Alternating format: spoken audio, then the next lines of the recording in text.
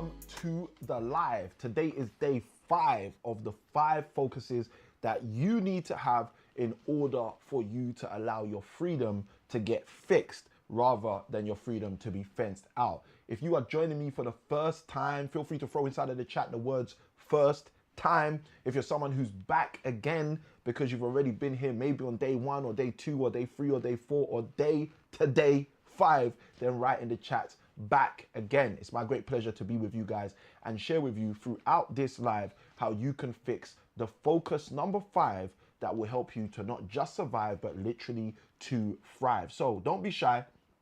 Now's the time. Let me know in the chat where you're tuning in from. Let me know in the chat if you're back again or if it's your first time. Now, before we get started, let's ask the big question we usually start with. Where are you tuning in from in today's session? Are you tuning in from Australasia? Are you inside of Asia? Are you in the USA? Are you in the UK? Or are you in Mother Africa? Let me know inside of the chat where you are tuning in from in regards to that. Let me know where you guys are tuning in from. And guys, let me know if you can hear me. Let me know if you can see me. Let me know that the connection is all hunkery dory. To those of you jumping in, a great big welcome to you.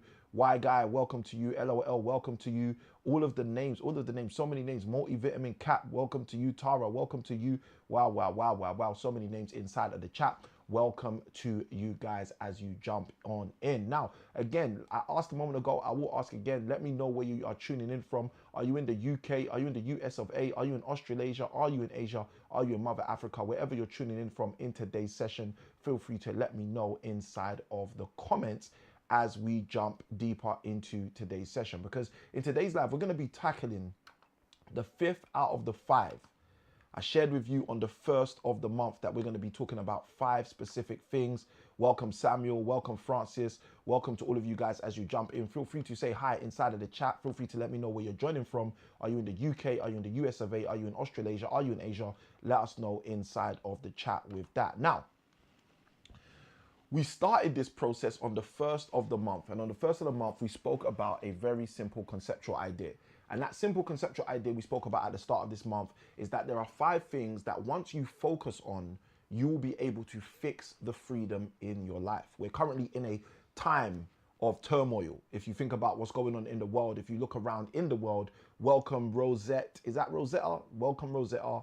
Welcome Adun Kunle, I think. Welcome Jackie. Welcome, I thank God. Welcome. Guys, as you jump in, feel free to say hi. Feel free to say hi.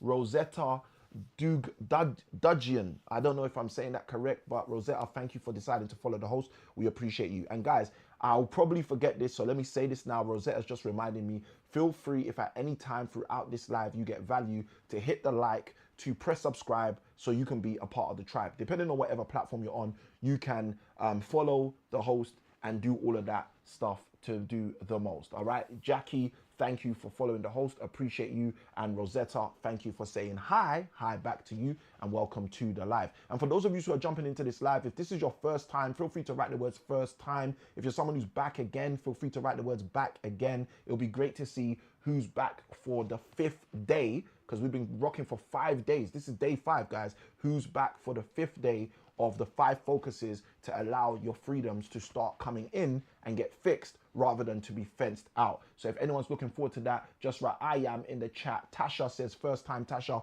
welcome to the live. It's a pleasure to have you for the first time here with us in this session. Now, what we were talking about on the 1st, we started on the 1st of the month and we started breaking down 5 simple concepts. On day 1, I basically gave you the overview of all 5 that I was going to be breaking through and going through throughout the 5 days. And then straight after sharing with you the overview, I then did a deep dive on day 1 on the first one of the 5, okay? And for those of you who are back again, if there's any returning students to the house, returning members of the live in the house, let me know. Welcome Dwayne to the live. If there's any returning members to the live, if you're someone who's returning again, let me see. I'm back again. Oh my gosh, the chat is popping off right now. Semia's in the house. Semia says hi, Samuel. I know Semia is back again. Rosette says first time. Rosette, welcome to the live. Great to have you in. Evoking belonging I know you're back again. Evoking Belonging says, blessings, God, good people. Happy Easter. Happy Easter to you too. Evoking Belonging is already thrown in a badge. Let's go. And Semya gives us the wave. All right, guys, it is on and popping already. You guys sound like you're ready to go. So without further ado, let's jump into the flow. Actually, let me do some pleasantries before we do that. I see more heart me's, more roses, more gifts inside of the chat. We appreciate you, Evoking Belonging. Evoking Belonging, let me know your name. Let me know your name. I don't know if you've done that already. If you haven't, please let me know your name so I can address you properly. Guys, I'm super old school, so as a result, like, I just like addressing people by the name. So with that being said, let me ask again, guys, where are you tuning in from? Are you in the UK? Are you in the US of A? Are you in Australasia? Are you in Asia? Or are you in Mother Africa? Let me know in the chat real quick where you are joining us from before we go deeper into today's session. Dr. Diane, welcome to the live. Absolute pleasure to have you on the live again. Dr. Diane, let me know which day you jumped in before. Was you in day one? Or did you come in from around day 3? I know you've been in and out over the few days, but let me know. All right, we got Rosette, who's in London. This is absolutely awesome. It's all coming in right now. We got Rosette, who's coming in from London. Absolutely amazing. We got Dr. Diane, who's UK based. I love that. UK. I'm also in the UK for those of you who aren't sure. All right. Absolutely awesome. Dr. Diane says it was a couple of days ago that she was in last. Absolutely amazing. Absolutely amazing. All right, good. So it's good to have you guys all in. And for those of you who have been here before, what I want you to do is just in the chat, right? Because there's a few people that are brand new. They're just jumping in. It's day 5. They weren't here on day 1. They weren't here on day 2. They weren't here on day 3. They weren't here on day 4. Okay, so it's day 5. So what I want you to do, if you're someone who's been on any of the previous days before, very simply, all I want you to do is literally throw in the chat a number. Okay, please listen. This is something to listen to.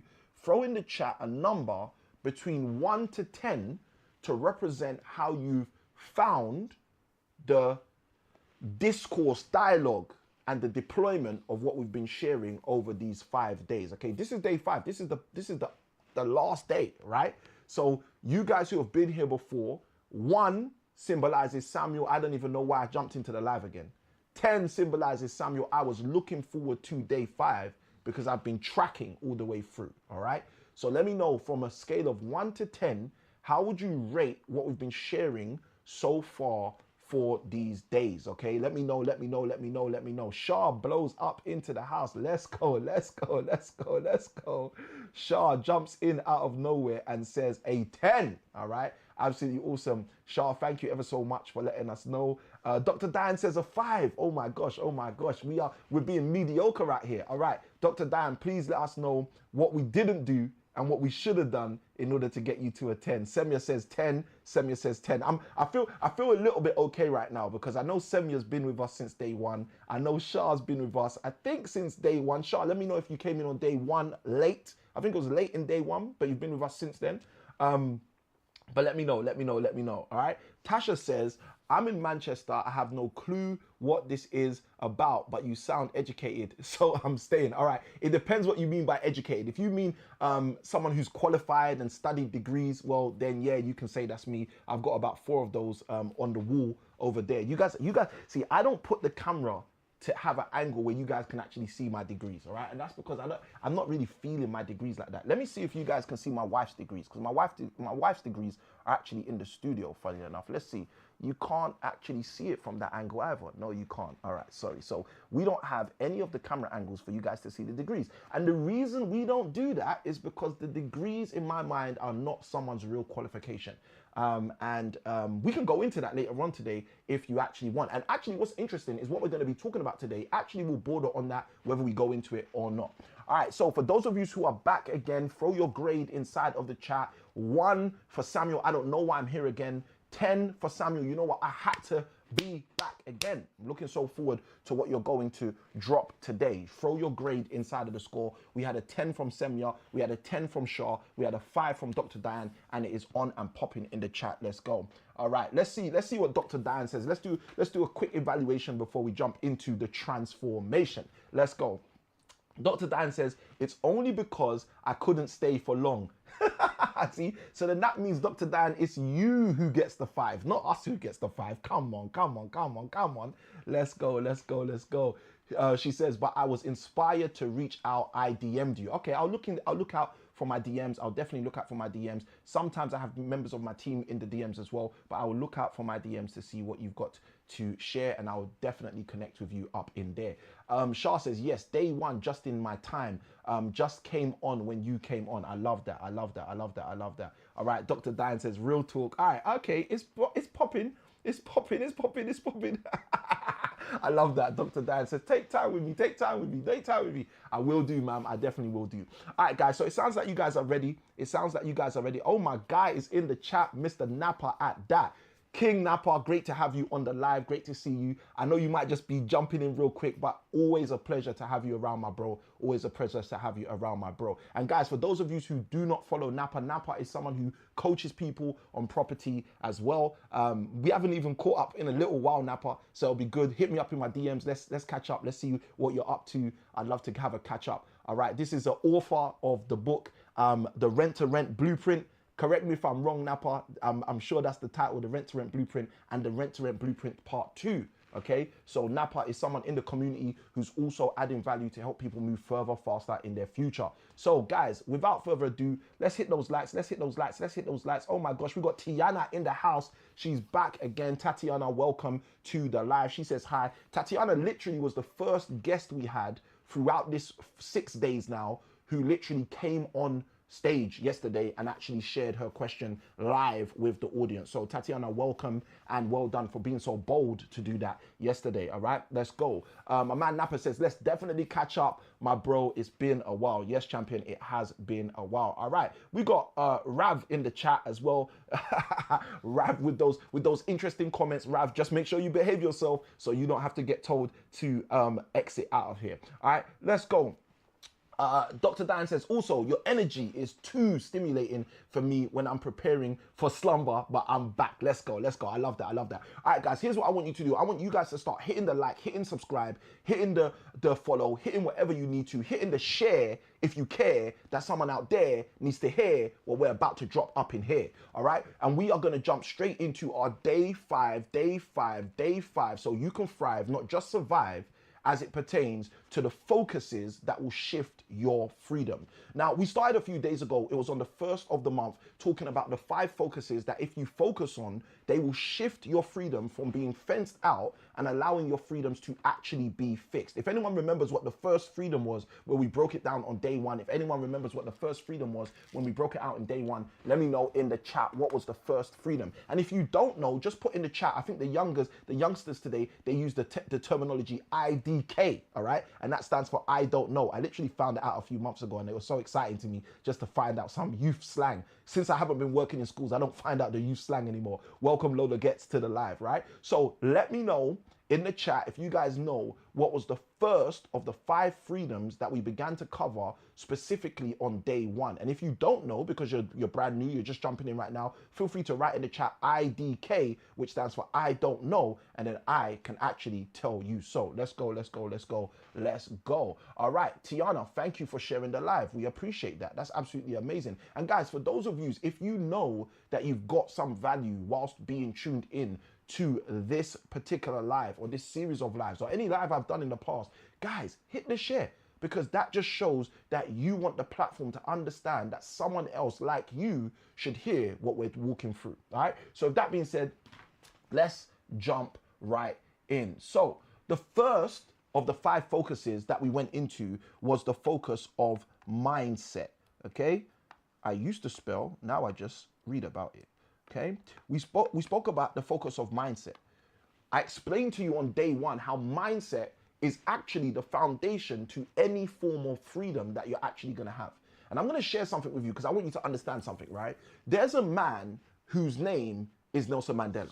Okay, now when Nelson Mandela was with us, something very interesting happened, right? He was fighting for freedom in his country, and he was imprisoned. Okay, he was imprisoned for more than 2 decades. Someone write in the chat, over 20 years, right? He was in prison for over 20 years. And when he came out of prison, guess what happened? He ended up reaching the highest level of parliamentary power in his country. Okay, I want you to think about this for a moment. Okay, how does a man go from serving over 2 decades in a prison cell to becoming one of the highest recognized members of parliament in his country. I'm going to tell you how a man does that, okay? If anyone would like to know how a man does that, just write in the comments. I would, if you'd like to know, right? Oh, Semya's got it already, okay? It's his mindset, and that's why we covered that on the first day, all right? It's all about the mindset. Tasha, I see you. It's the mindset. You see, we live in a world where people underestimate the power of their mindset. And here's something that's super powerful. If you have the right mindset and you attach to that the right tool set and you develop yourself so you can get the right skill set, you will ultimately end up having control over the right asset. The challenge we have in our world today is most people don't invest the time to get the right mindset. Most people just assume because their mindset is, they just leave their mindset the way it is. Instead of saying to themselves, hold on a minute, I can develop my mindset. Hold on a minute, I can enhance my mindset. Hold on a minute, I can determine my mindset. You see, there's a mentality that some people have. They say, if it's going to be, it's up to me. Do you know what that means? That means they see challenges, they see chaos, they see catastrophe, but they say, I'm going to create colossal cash flow regardless. Have you got a mindset like that? Okay? Have you got a mindset like that? And guys, listen, you don't have to tell me right now in the chat. You can write down in your journal, in your notepad, in your iPad, with your tablet, with your stylus, and everything else you need in order to succeed. You can write down in your notes right now the answer to that question. Do I have an if it's going to be, it's up to me mindset? And here's the reality. If your answer's no, that's okay. Let me tell you why that's okay. Because you're here anyway. Give yourself a round of applause. If you're like me and you got the baby sleeping next door, you can give yourself a quiet round of applause, right? Give yourself a pat on the back because you decided to invest the time to be here and develop your mindset. So on day one, that's what we covered, all right? Day one, we covered that, all right? Let's go. I see you, Semya. Semya's giving everyone the round of applause. Let's go, all right? Let's go, let's go, let's go. All right, Tatiana said, but he did at the cost of his country's freedom. Anyway, a price must be paid, right? Mindset. And you're absolutely right, Tatiana. Because if something is of no value, it doesn't matter how much you apply your mindset, it's going to be not worth it. And this is why we have to cover the other freedoms. We can't just stop with mindset. Mindset is the primary freedom. It's the foundational freedom, but you don't build a skyscraper just with a foundation. After a foundation, you need to start laying the bricks. You need the ground floor, the first floor, you need the elevator, you need all of the other additional components. And I'm telling you, there's only 5 components. If you truly focus on, you will allow freedom to be fixed in your life instead of it to be fenced out of your life. If someone's excited about that, just write in the chat, I am. Your whole life can change when you understand that freedom is a matter of 5 building blocks. And the first one is mindset. The first one is recognizing how to have the right mindset. Recognizing how to see things clearly so you can achieve things swiftly. The challenge most people have is they don't realize if you see dimly, you will take steps hesitantly.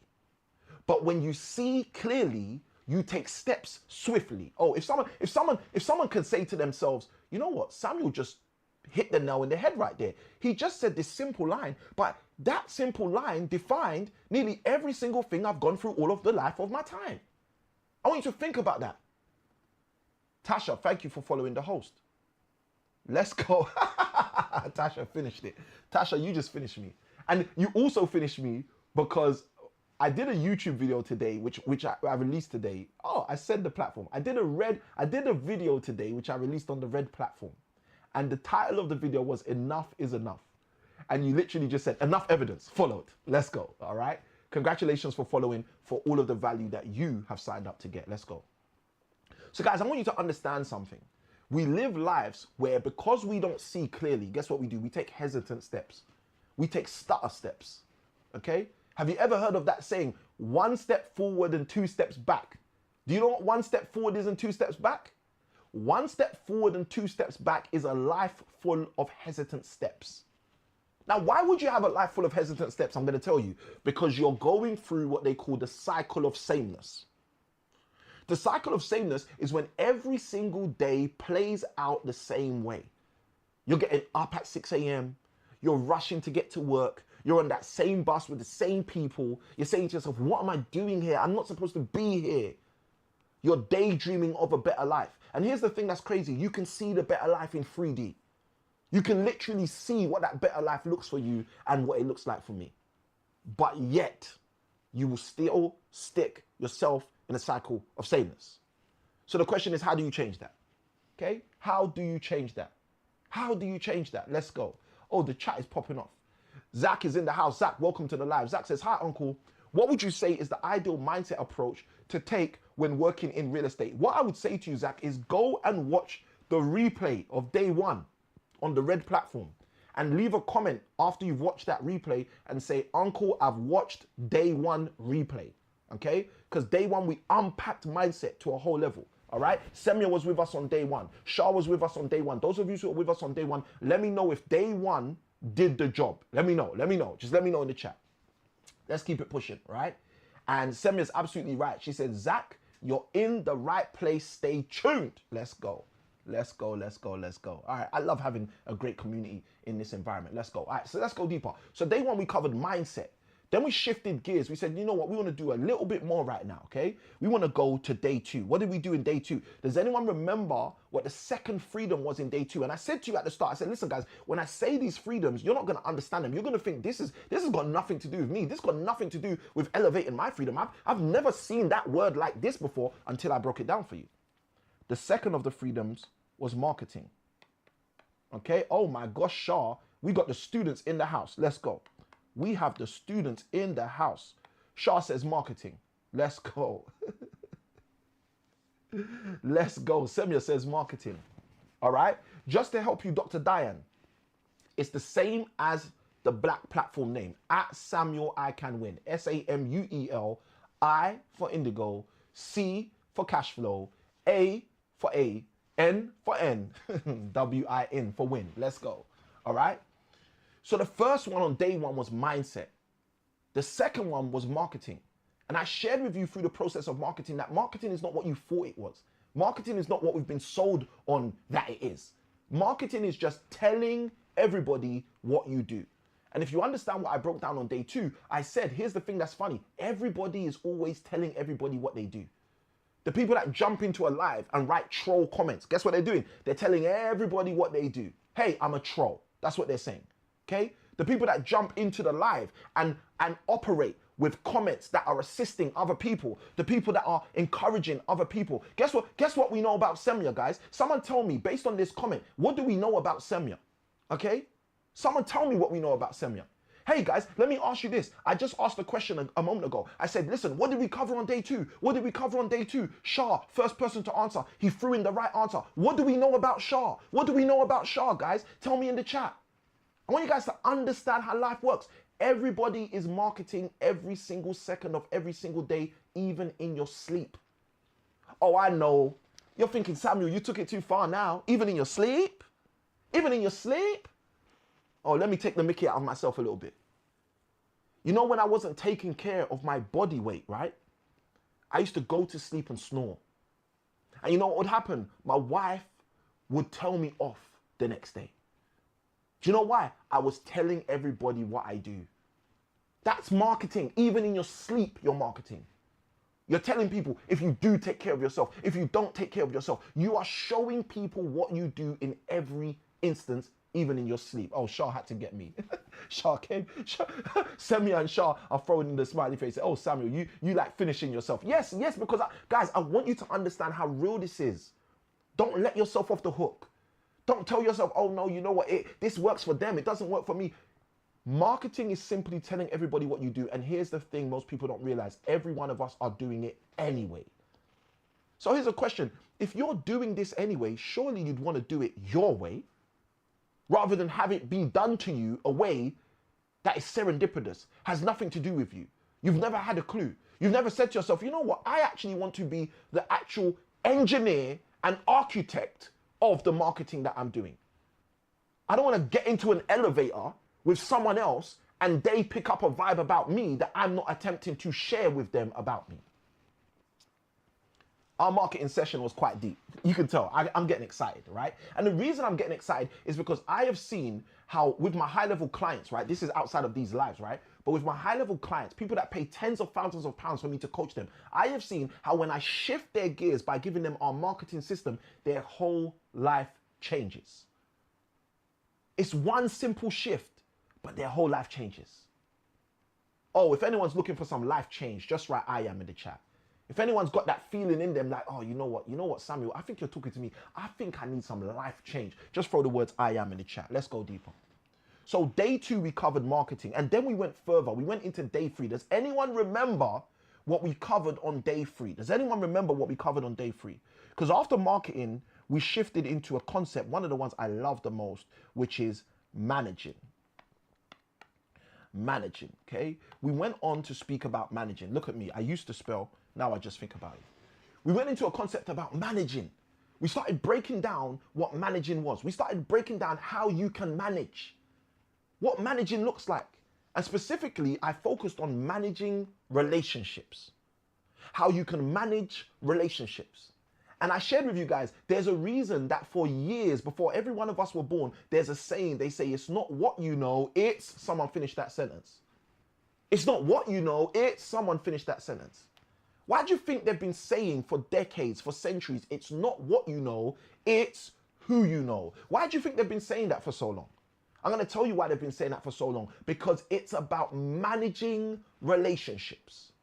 Managing relationships is one of the freedoms that once you focus on, your freedom will flow on in instead of being fenced on out. There are too many people living lives thinking to themselves that relationships should just happen by accident. You want to be successfully married, but you've never even studied marriage.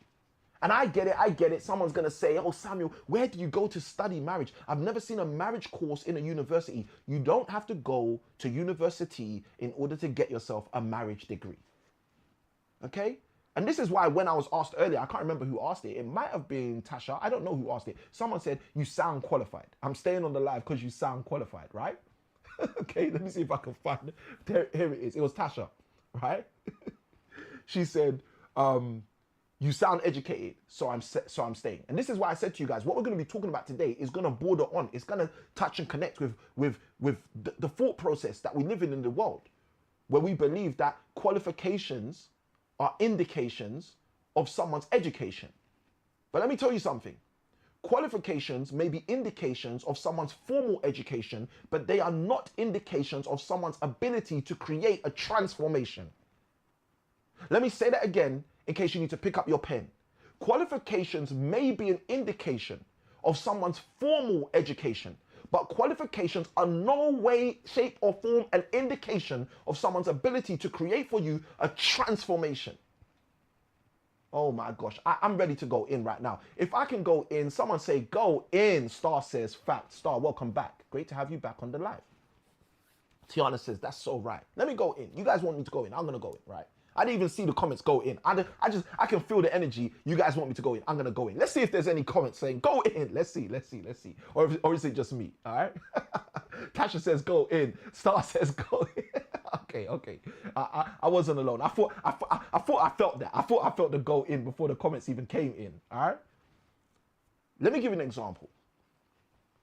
My oldest child, my daughter, she's the only girl I've got so far, right? And some of you guys know I've got 6 children.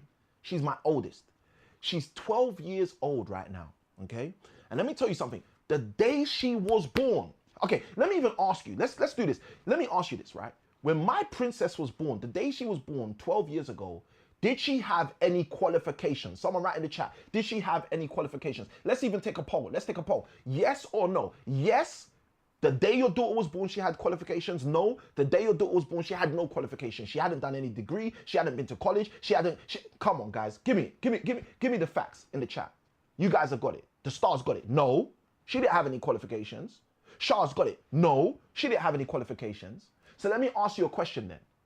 If my daughter, when she was born 12 years ago, had no qualifications, how come she was the catalyst of one of my biggest transformations? How comes when I held her in my arms, my first child, for the first time, I said to myself, I have to protect this little vessel. I have to make sure that something changes in my life. I don't even think I can go back to work because this young girl is too precious for me to not be there when she needs me. If qualifications were an indication of someone's ability to create a transformation, my daughter, on the day she was born, would not have been able to be the catalyst of one of my greatest transformations. If anybody understands what I'm talking about, just write in the comments, I'm getting it. I'm getting it. I'm getting it. Look, let me even do this with you. I want you to place a stake in the ground. I want you to write the name or the position. It might be your spouse, it might be your child, it might be your son, it might be your nephew, your niece, your auntie, your uncle. I want you to write a declaration of someone who you know in your life, regardless of their qualification, participated in your transformation. Let's go. Let's go. Let's go. Because here's the reality. Most people don't know. I say this to my clients all the time. Listen to this. He's paying for it. You see, most of us don't realize. This is the reason why I read my Bible every day, because I understand that true transformation is not something you pay for yourself. It's something you position yourself to be able to receive, but ultimately, he's paying for it. There's another entity, someone beyond you who knows what you need. The Bible says that God already has knowledge of what you need. The question is, are you going to position yourself in order for you to succeed? What does it mean to position yourself, Samuel? I hear the question in the back. I hear that question in the back. Is that a question someone wants me to attack? I hear the question in the back. Is that a question you want me to attack? How do I position myself, Samuel? Let me tell you how you position yourself. You position yourself by getting in the right rooms. This is why I said to you guys earlier, clap for yourself. Give yourself a round of applause. Send me a through the claps inside. I said, congratulate yourself. Why? Because you deciding just to be on this live for a little bit, to get your notepad, iPad, tablet, stylus, pen, paper, and hear from someone who has your best interests at heart. Not your manager who's afraid that there might be a discrimination case if they don't give you what you're asking for. No. That ain't this here, guys. I've been through that. Where they say you got to work 2 times as hard so you can get the job. And then you work 2 times as hard and you still don't get the job. And they say, well, maybe if you go get an extra degree and then you don't study 3, you're like me, you go and study 4, to say, do I even need any more? And you still face the same situation where people are looking at your surname before they're determining whether they want to give you a job. Oh, guys, I can tell you some stories. If anyone wants a quick story, just write the chat story. If anyone wants a quick story, just write in the chat story. Let's go. Shah says, me. Let's go. Tiana says, because right there, she became the bigger motivation for you. I love that. That is so true. Okay. Tasha says, transformed, then relapsed. Does that mean it wasn't a full transformation? That doesn't mean it wasn't a full transformation. And that's a great question, Tasha. I'm going to answer that question right now because that question is so valuable for all of you guys. That doesn't, listen guys, I need to say this because sometimes we live in like a negative spiral when we know we've had some level of elevation or some level of transformation and then we've gone back, right? So let me share this with you. This is my word of encouragement to you. It doesn't mean it wasn't necessarily a full transformation. Sometimes it isn't a full transformation, sometimes, but it doesn't mean that. Most of the time, when someone goes through some form of transformation and then they relapse, it's actually because of what I spoke about earlier. It's because the transformation has come, but you didn't position yourself to engage that transformation to its fullness. It's on us. We don't position ourselves sometimes. Sometimes we see the clear opportunity. We see the clear path. We see it. And because we see it, we believe we've experienced the transformation. That's why people say stuff like seeing is believing. I've got a little wake-up call for all of us, right? Because the truth is seeing isn't believing. I know you've been hoodwinked. I was hoodwinked before. I was told seeing is believing. I'm here to tell you something. Seeing is not believing. Because if seeing was believing, you and I would not be breathing. Seeing is not believing, ladies and gentlemen. Let's go. Semia says, give me the story. Shah says, give me the story. Tasha says, yeah, you know we want that story. Brendan, welcome to the live. Jesus loves you. Thank you. I appreciate that. I'm looking forward to spending time with my Savior when I leave this interesting earth. Let's go. Now, here's the story. Okay, I need to remember the story now. This is what happens when you guys get me. When you guys get me inside of the deep levels. All right. The star says, "Wow, I am learning." I'm so glad you're learning, Star. I'm so glad you came to the right room. Let's go. And guys, just so you know, I'm gonna say this, right? I'm gonna be very transparent with you guys. All these things that I teach on these lives, right? I know they're helpful for you guys, right? But if you guys want to move further faster, what you need to do is you need to put yourself in the right rooms. Okay? And I'm going to tell you something. This is how you put yourself in the right rooms. You go and get yourself a coach. Now, I'm going to say something that you're not used to hearing people say, but I'm going to say it because I'm going to do things my way. It's my life, so I'm going to do it my way, right? Your coach doesn't have to be me. You see, one of the big mistakes that happen is people come on a live like this, they get all this value, and then they say to themselves, you know what, Samuel, he's going to have to be my coach. Listen, I don't have to be your coach. I don't have to be your coach. But here's one thing I learned. You need to get a coach. Do you know why? Because just like I said, everybody's marketing every single day, whether they know it or not. Guess what? There's a secret I learned a number of years ago, about 22 years ago. That secret was everybody's being coached, whether they know it or not. And then about 4 years after I learned that secret, so 22 years ago, I learned the secret, everyone's being coached, whether they like it or not. But then 4 years after that, which was around 18 years ago, guess what I learned? I learned the people who think they're not being coached are the people whose coach is not someone they chose. I want you to think about that. Imagine if you realized every single person is being coached just like every single person is marketing every single day. And then you realize to yourself, well, hold on a minute. If I'm being coached, but I haven't ever appointed a coach, I've never picked a coach, I've never selected a coach, I've never chose a coach. Here's a question. Then who's your coach? It's someone who's gone out of their way to coach you without your awareness. It's someone who's gone out of their way to coach you without your consent. Now here's the question.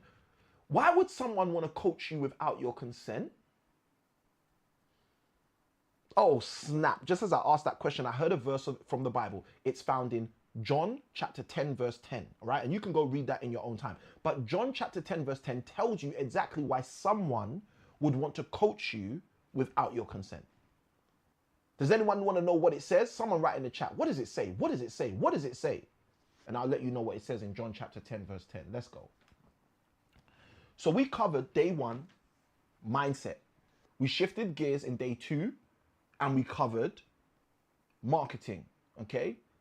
Samuel comes in. What does it say, Samuel? What does it say? In John chapter 10, verse 10, it says, the thief comes for no reason. Let me tell you what it says, and then I'll tell you how I read it. Because if I tell you how I read it, you're going to say, oh, it doesn't say that, right? So let me tell you what it says first, then I'll tell you how I read it, okay? It says, the thief comes not but to steal, kill, and destroy. Then it says, but I have come that you will have life, and you will have life more abundantly, okay? So the only person who's out here who's attempting to coach you without your consent is a thief who wants to steal from you, who wants to kill you, and who wants to destroy you. Some of you know, earlier this week, I spoke to you guys about the 2 kinds of people there are out there. Does anyone remember what I said? There's only 2 kinds of people out there. Who are they? Who are those 2 kinds of people that are out there? I said the government is one of those kinds. I said entrepreneurs and business owners are often the other kind. And if you don't remember, I said the 2 kinds of people out there are makers and takers. There are makers who go out there and create. Samuel, how do you know that? Because in the first book, in the first chapter in the Bible, it says, in the beginning, God created. In the beginning, God created. So what does that mean? That means people who are like God, because in Genesis chapter 1, verse 26 to 28, he said, let's make man in our image and let's make them in our likeness. So what does that mean? That means if you're operating the way he made you, you'll be operating like him. You'll be operating in his image. And what's that? As a creator is not a taker. Oh, someone's catching this. A creator, like we spoke about when we spoke about managing relationships, is someone who comes with a contribution.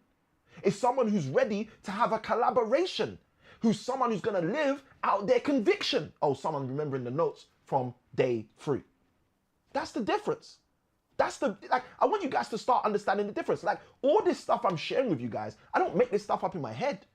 This stuff is literally out inside of the open. We witness this every single day. We are being coached every single day. The question is, are we really prepared to play? So like I was sharing, guys, I want you guys to understand this. I don't have to be your coach.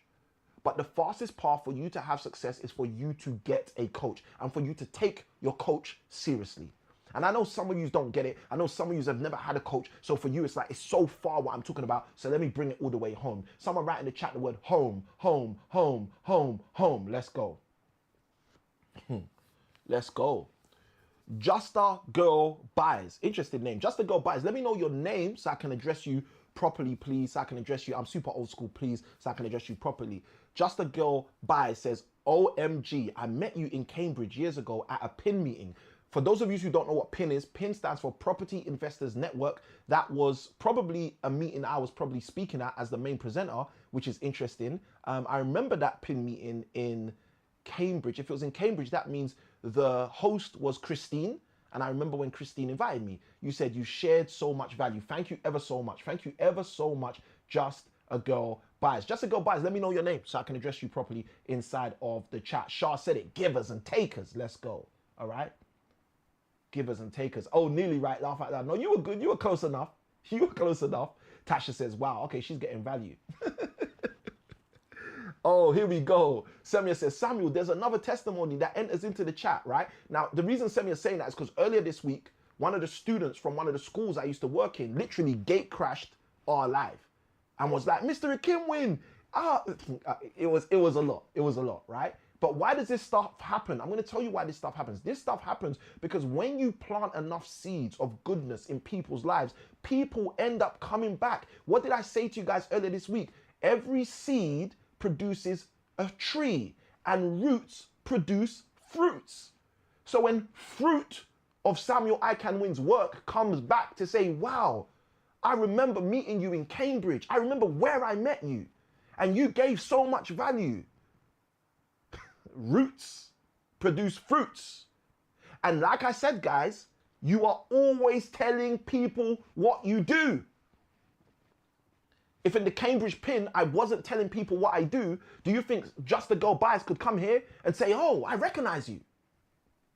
I want you to think about this. Just a Girl Buys, if you're still in the live, let me know how long ago that was, right? Well, I'm not saying let me know because I have a vague idea, but let everyone else know how long ago that was. Because I want to show you guys how deep people's memories can be, okay? William showed up earlier this week saying, sir, you used to teach me and you used to give us the business strategies whilst we were your students, when you were teaching us maths, business strategies. I want you guys to understand this. Do you know when I used to work in schools? That was back in 2015.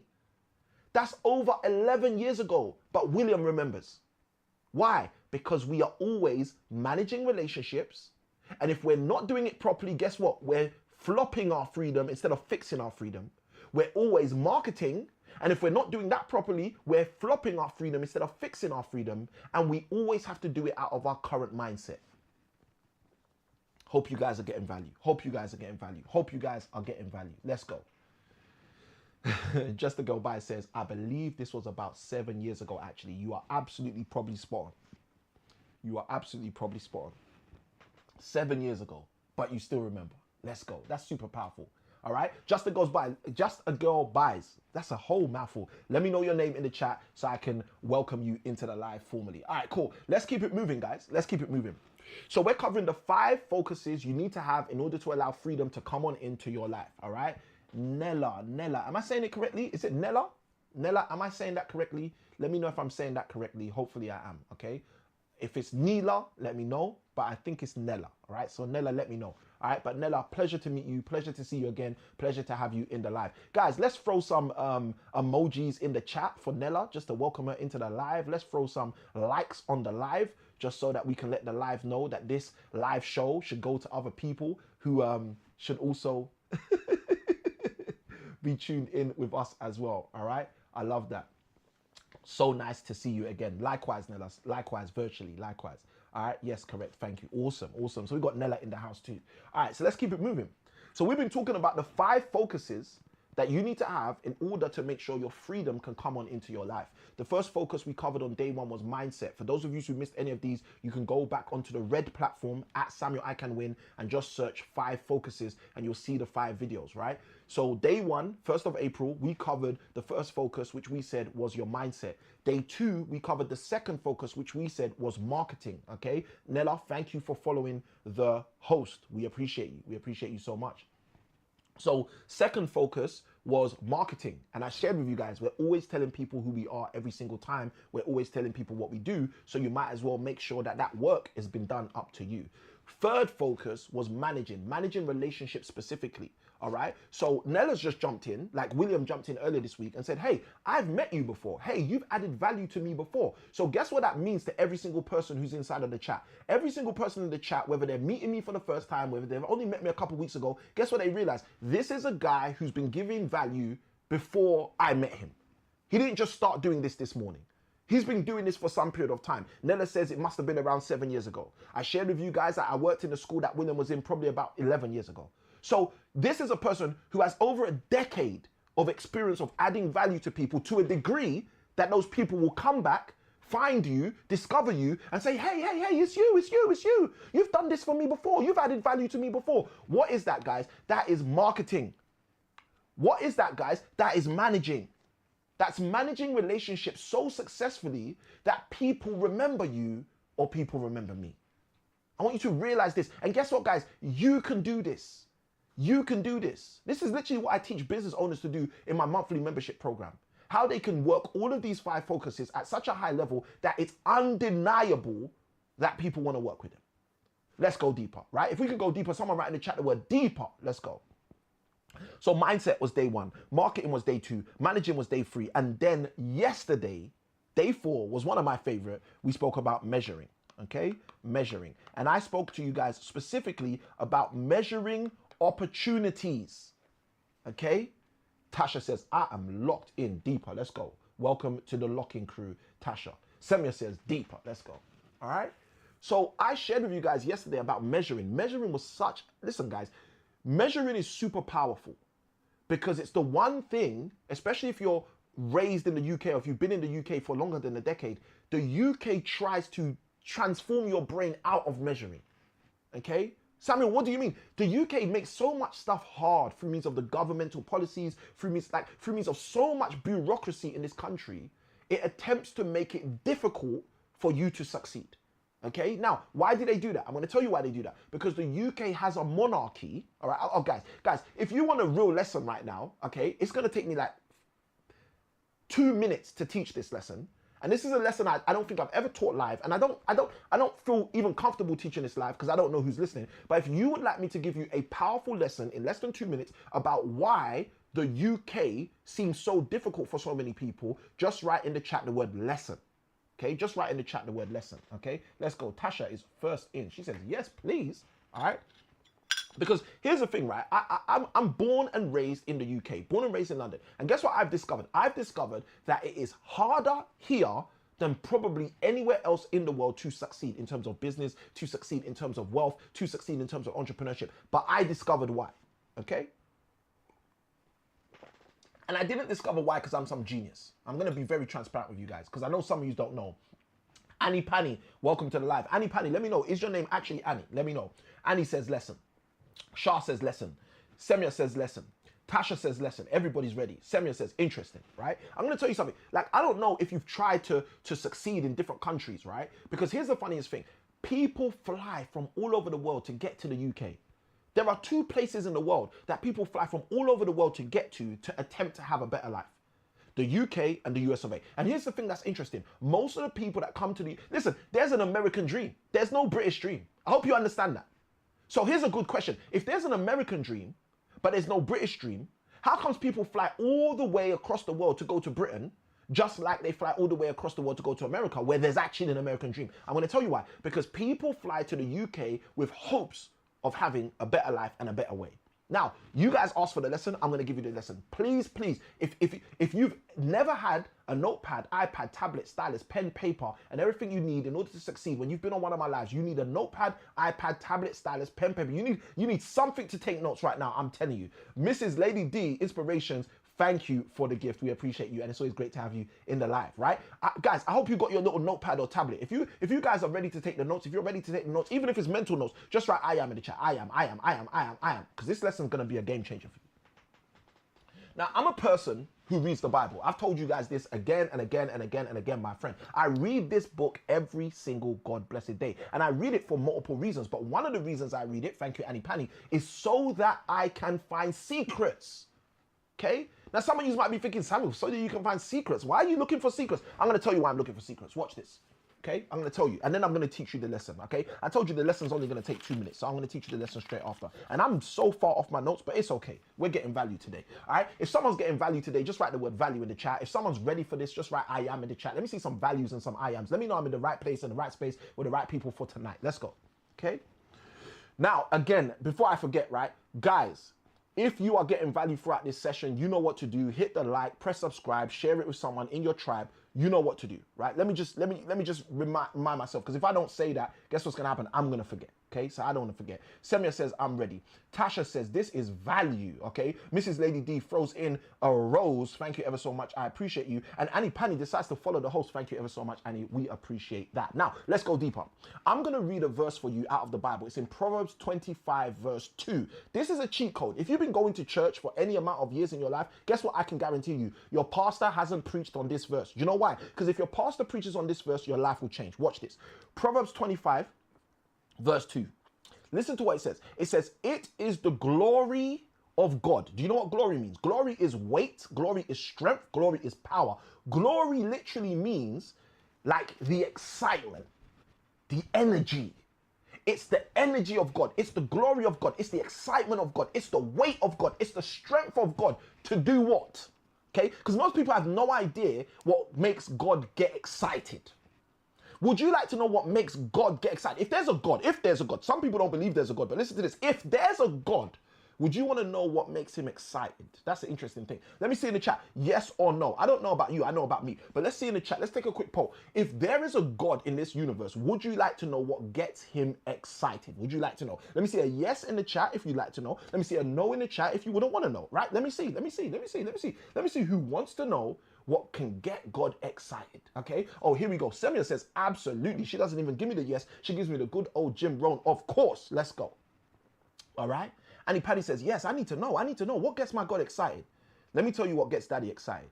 Let me show you what gets our Father excited, so you guys understand how this works. It says, Proverbs 25, verse 2, it is the glory of God to conceal a matter. You see, I know your pastor hasn't preached on this. Do you know why? Because this is the verse that gets people rich. How does this verse get people rich? Because when you discover that it gets God excited to hide things. Do you know what concealing a matter is? Concealing a matter means hiding a situation, hiding a system, hiding a structure. It's the glory of God. It gets God excited to hide things. Why do you think I was talking to you earlier this week about seeking being different to searching? Oh, someone's catching it right now.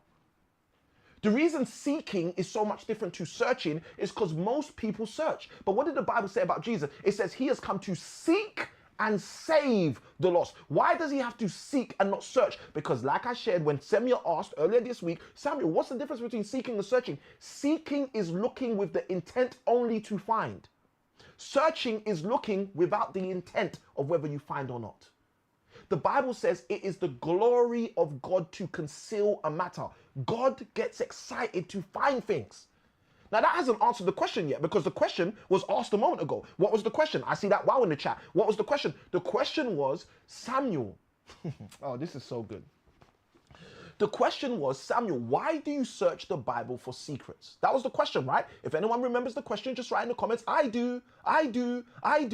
So I know you remember the question.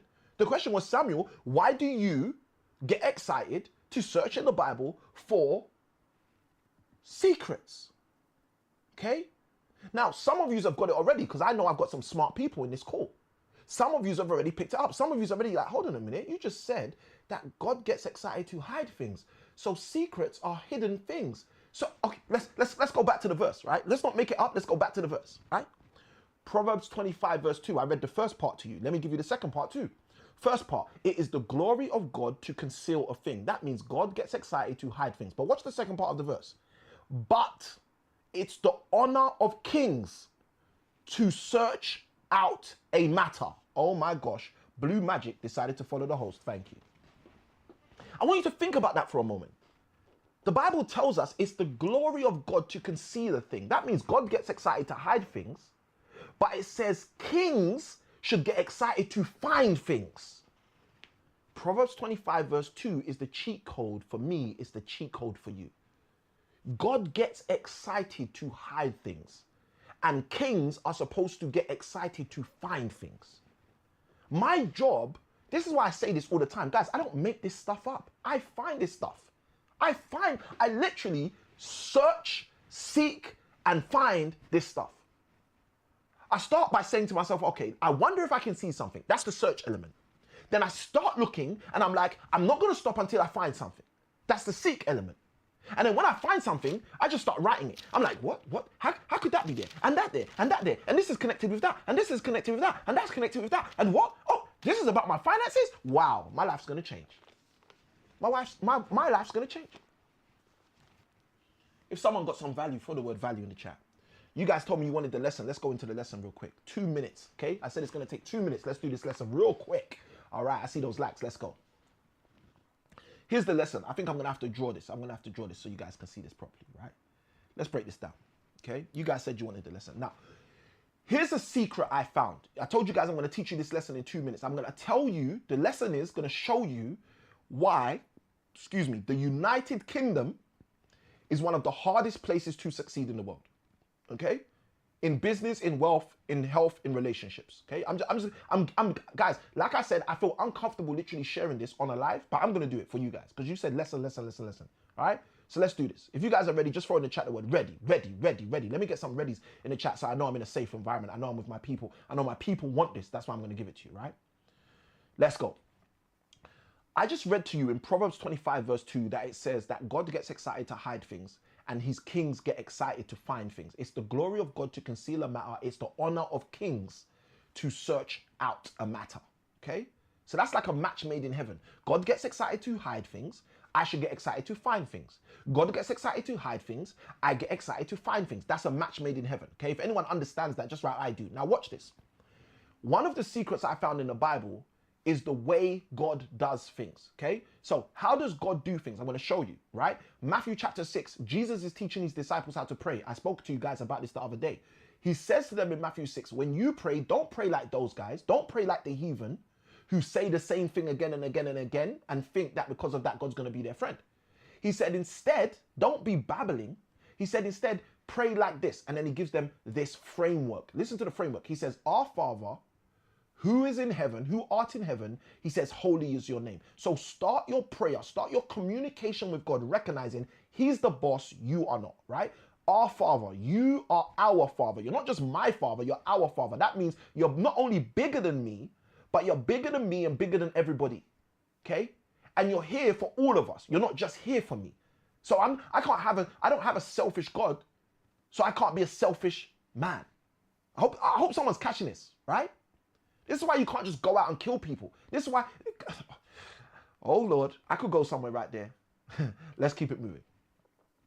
He says, our Father, he says, this is how he teaches them how to pray. He says, say our Father, and it's not about saying these words. It's about understanding this framework. Please understand that. He says, our Father who art in heaven, holy is your name. Holy means set apart. Holy is not a religious word. Holy means set apart. Holy means separate. Holy means one of a kind. And you are made in his image. Guess what that means about you? Oh, someone got excited right there. Guess what that means about you? That means you're special. That means you're set apart. That means you're one of a kind. That's why even identical twins, I don't know if you've learned this before, even identical twins don't have the same fingerprint. Did you know that? Even identical twins. This, guys, I want you to think about this. Identical twins have the same DNA, but they don't have the same fingerprint. Think about that. He says, our Father, who art in heaven, holy is your name. You're separate. You're set apart. Then he says, your kingdom come, your will be done on earth as it is in heaven. I want you to think about that. Listen to this. Your kingdom come, your will be done on earth as it is in heaven. This is why, if you're one of those people who have been convinced that being a follower of Christ, being a follower of God is something that only starts to activate for you when you go to heaven, guys, you've been taught all wrong. Because the prayer he teaches his guys to pray, he tells them to say, your kingdom come, your will be done on the earth as is, which means mathematically equal to heaven. So we should be seeing equality between what happens in heaven and what happens on earth. Right now, I'm kind of semi-preaching right now, and I don't want to preach, so let's jump into this. Let me show you this. Oh, let's go. So what do we discover here? Watch what we discover. He says, your kingdom come. So what Jesus was saying is what we are interested in is here we go, chaos following creation. The stylist knew when it didn't want to work. Let's go. This is how you know that someone doesn't want you guys to get this. But guess what? I'm vested for you guys to get this. Let's go. Okay? I am invested for you guys to get this. Let's go. All right? He says, your kingdom. This is Matthew chapter 6. He says, your kingdom. Matthew chapter 6. He says, your kingdom. Now, we live in the United Kingdom. Jesus said, your kingdom. Okay? Now, first thing I want you to understand, the United Kingdom is not God's kingdom. Okay? Whether it's a Christian country or not, look, all of that doesn't even matter. Let me just understand what I'm saying. The United Kingdom is not God's kingdom. Unless the United Kingdom allows itself to let his kingdom come, his will be done on this place of earth as it is in heaven. All right? If everybody understands what I'm talking about, just write in the comments, I'm getting it. Just let me know you understand it, because now here's the lesson so you guys can really see it, okay? Let's go, Tasha. I love that. That's a super powerful line right there, right? Especially with what we've been seeing play out in the last couple of months, all right? Let's go. Shah says, I'm getting it. Okay, someone's getting it. Let's go, right? Now, watch this. Here's the lesson. It takes 2 minutes to teach this. I'm going to show this to you right now. Bombish, thank you for following the host. We appreciate you. Watch this, guys. Please watch this. This is a super powerful insight if you get it, okay? The kingdom of heaven, if you study the Bible, you will find one of these secrets. Listen to this secret I found. I found that the kingdom of heaven works off of a current kind of system. Let me tell you how God's kingdom works. It works off a system called a common wealth. Okay, for those of you who don't know what a commonwealth is, let me tell you what a commonwealth is. A commonwealth is when all the wealth is common. That makes sense, right? If that makes sense, someone says, yeah, that makes sense. It's called a commonwealth. So obviously it means all the wealth is common. Okay. What does it mean for all the wealth to be common? That means from the king to the lowest person in that world, in that system, in that kingdom, the wealth is common. Okay. Now some of you aren't going to get this. So I'm going to give you an insight for those of you who read the Bible to get this a bit more. Why do you think in the book of Acts, when Jesus ascended, the Bible says all the believers in the book of Acts started doing something that had never been done in the whole Bible from Genesis all the way up into the book of Acts? What did they start doing when Jesus ascended? If you know what they started doing, let me know in the chat. Let me tell you what they started doing, okay? What they started doing the moment that Jesus ascended, it said they started going from house to house, they started preaching, they started teaching, and they started sharing everything they had, which became common to them all. If there's anyone in the house who reads or has read or has any kind of interest, has ever heard what I'm talking about in the book of Acts, just write in the chat, I have. I want you to understand how powerful this is. The reason they started sharing their stuff, the reason they started investing in one another, the reason they started becoming brothers and sisters What's mine is yours and what's yours is mine. I will come live and share with you tens of thousands of pounds of value so you can fix your life for nothing. Do you know why? Because it's commonwealth. It's commonwealth. Yes, my coaching clients will pay me tens of thousands of pounds to learn this stuff. That's okay. Yes, they will, because they get stuff that you can't get over a life. They get support. They get to ask questions. There's a whole myriad of stuff. But the point I'm making is it's commonwealth. I didn't make this stuff up. I'd be stealing if I tried to keep it to myself. That's why it's called commonwealth. From the king to the least person in the thing, every person's wealth is common. Let me ask this question. In a commonwealth, is there anybody who's poor? Can there be anybody poor in a commonwealth? In a commonwealth, can there be anybody who's poor? Someone let me know that in the chat. Okay, now listen, I'm going to be very transparent with you. This is why I knew years ago, even if I had no money in my bank account, let's go, Annie Pan's got it. This is how I knew, even if I had no money in my bank account when I first came to Christ at 19 years old, this is how I knew, even if I had no money in my bank account, I wasn't poor. Because I had become part of a commonwealth kingdom. Guys, I haven't finished the lesson. I said 2 minutes. Let me give you the last part. In the United Kingdom, we do not have a commonwealth society. Let me tell you what you have in the United Kingdom. In the United Kingdom, you have what they call a democracy, right? Or you can call it democrata, right? Democracy, okay? Or Latin, democrata. This came from people like Socrates, Plato. These dead men created this system of democracy, and this is what we have in our society. Now, here's the end of the lesson, right? So we can go back into what we're doing for today. The question we were asking, which I said I'm going to do a 2-minute lesson to show you the answer to, is this. Why is it so hard for so many people to become wealthy in the UK? Here's the answer. Because the UK is one of the few nations in the world which present itself as a kingdom but operates as a democracy. I want you to understand that. The Bible has this powerful verse. It says, God is not the author of confusion. Do you know why? Because if you confuse, you lose. God is not the author of confusion. So who's the author of confusion? It's the enemy. When you confuse people, guess what happens? You help them to lose in life. So if you make people think this is a kingdom, which kingdoms operate usually off of commonwealth, but you don't operate off commonwealth. Instead, you operate off of a democratic system. Guess what happens? You confuse people around the true way things work. And the moment people don't understand the true way things work, guess what? Things don't work for them. I hope that helps someone. I want you guys to understand something. We live in a world where when you understand how the world works, things start to work for you. The reason why things are so hard for so many people is because they don't understand how things work. And guess what? It's been created for you to not understand how things work. That's why you need to pray, your kingdom come, your will be done on this earth, just like equal to how it is in heaven. And that's how people start having their whole life change. Let's go deeper. So we covered day 1, mindset. Day 2, marketing. Day 3, managing. Day 4, measuring. Today is day 5. And we've already been invested here. I don't even know if we got time to go all the way in. Let's go all the way in.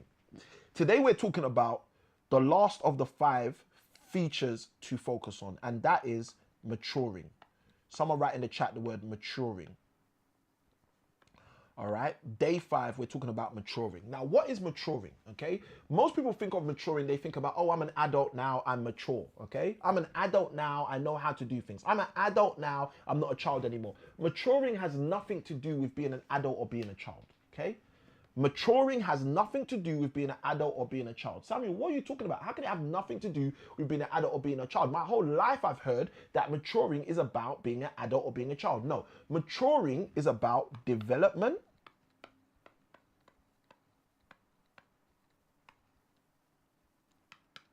and growth.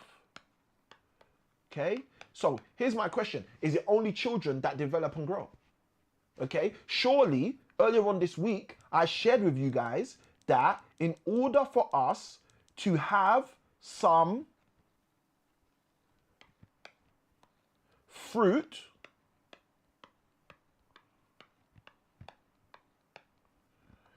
we first, in the process, must have some root. Doesn't a tree develop and grow? Someone in the chat, let me know. Everything develops and grows. Everything. So maturing is not about being an adult or being a child. Maturing is about growth and development. Okay? So I'm going to share with you something super powerful right now. This is going to help some of you guys, right? I want you to follow along. When I first started my property business, I had the business which was called a property sourcing business. What that means is I would go out, because I didn't have money. I didn't have lots of money, right? So I'd go out and I'd find great property deals. I developed a skill of finding great deals, okay? Now, I couldn't pay for those deals, but what I could do is I could develop the skill of finding great deals. Now, why is it good if you can find great deals? Because people who have the money to buy the deals, but don't have the time to find the deals, will pay you, they used to pay me, for me to find the deals for them, okay? Because they don't have the time. They might be an IT consultant on $75,000 a year. They might be a medical doctor on $120,000 a year. They might be a business owner on $90,000 a year. They're making the money, but they don't have the time. So what I would do is I develop a skill to find what they want, but they don't have the time to find it themselves. And guess what would happen? They would have to pay me to get what they want because I had it. Does this make sense? Right? Now, here's a question. Samuel, how did you find what other people want? I'm going to show you. First, I had to develop my mindset. We should all know that because I just taught you that. But then I had to start doing marketing. Now, most people don't realize this, but I'm going to tell you something. If you do marketing, if you tell everybody what you do, guess what happens? People start reaching out to you.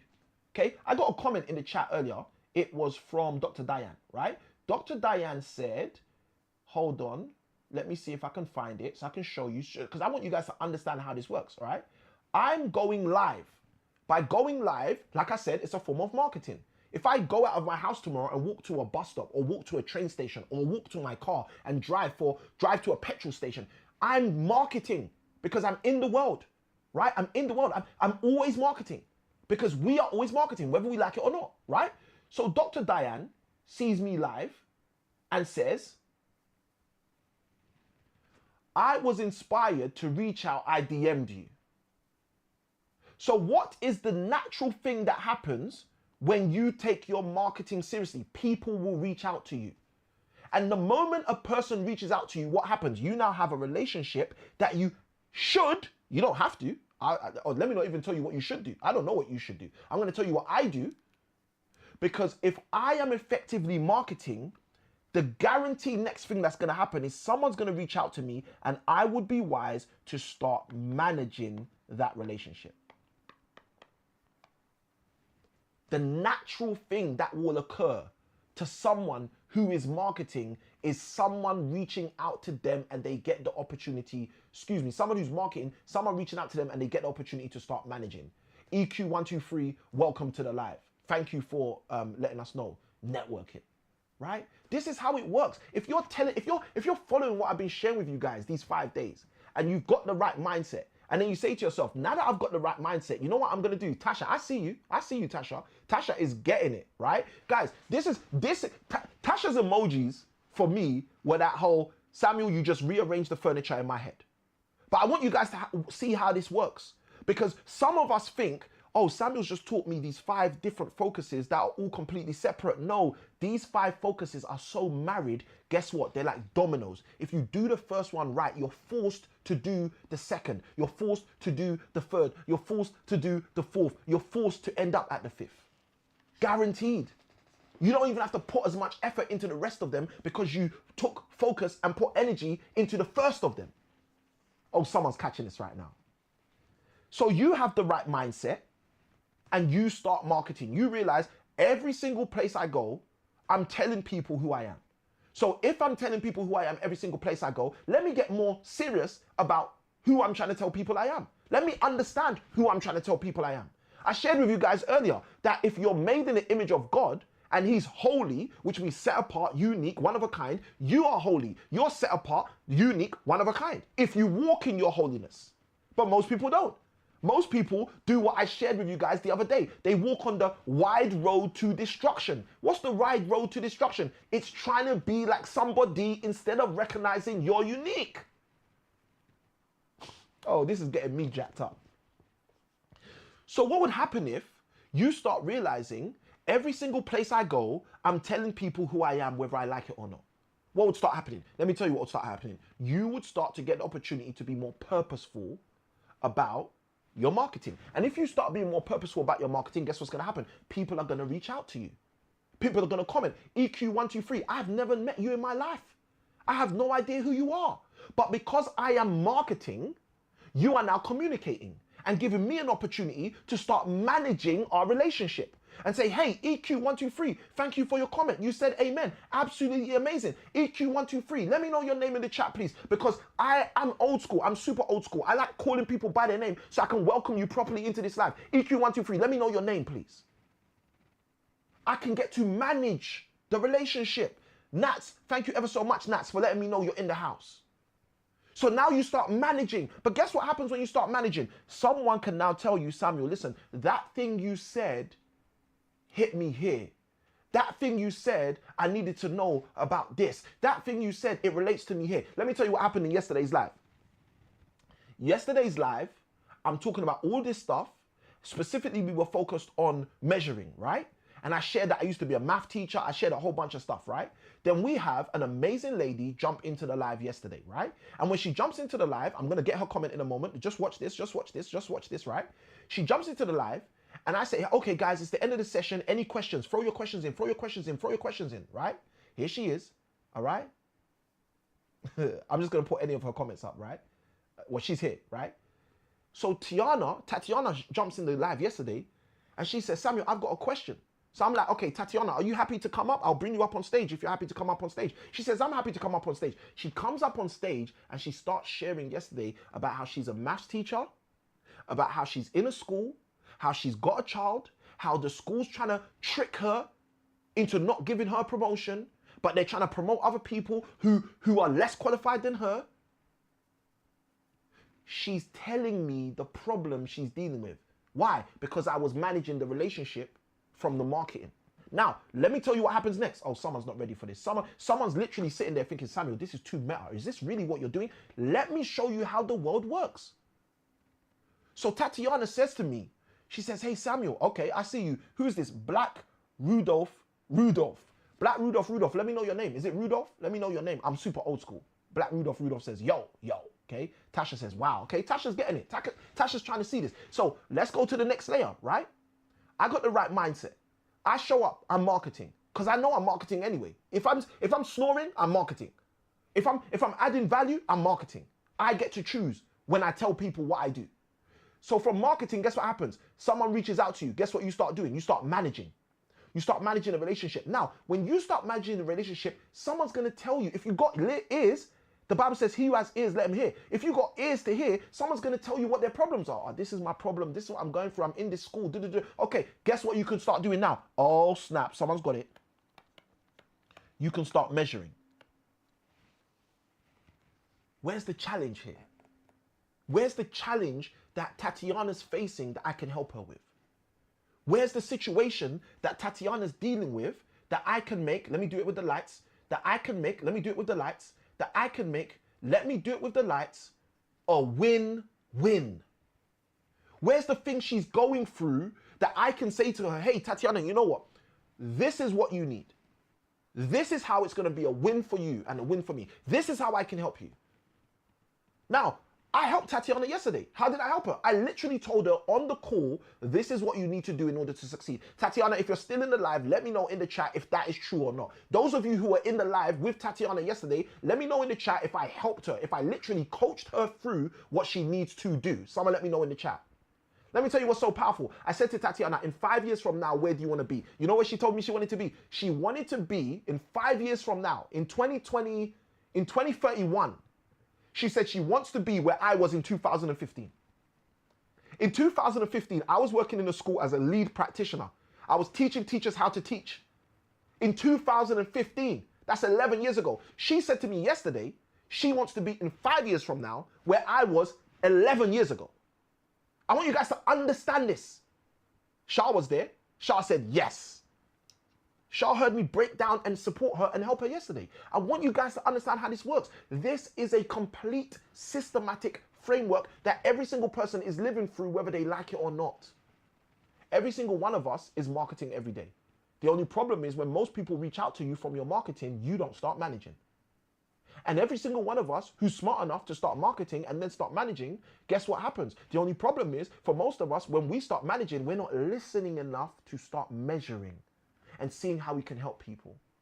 So let's go to the last stage so you can see how this works in the real phase. If you have the right mindset, if you take it upon yourself to start marketing, because we're all marketing anyway, and you decide when you start marketing and people reach out, you're going to start managing. And you do start managing and you manage effectively. Guess what's going to happen next for you? Guess what's going to happen next for me?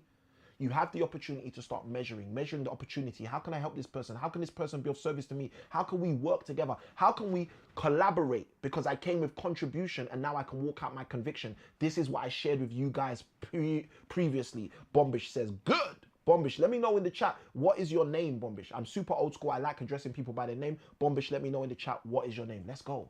Bombish says good. And Bombish, by good, do you mean this is good? Like, just let me know. Just let me know. I'm good with full sentences. I'm super old school, right? So I recently learned that the youth say IDK to mean I don't know. So I'm learning. Clement, thank you ever so much. Appreciate you for jumping into the live. Let's go. So if you start marketing, because we're all marketing every way, any day, and then you start managing, and then you start measuring, the next thing that happens, if you're wise, is you get the opportunity to start maturing. Maturing what, Samuel? Let me tell you what you start maturing. You start maturing the growth and development. Remember what I said to you guys earlier? Maturing is not about being an adult. Maturing, trees mature.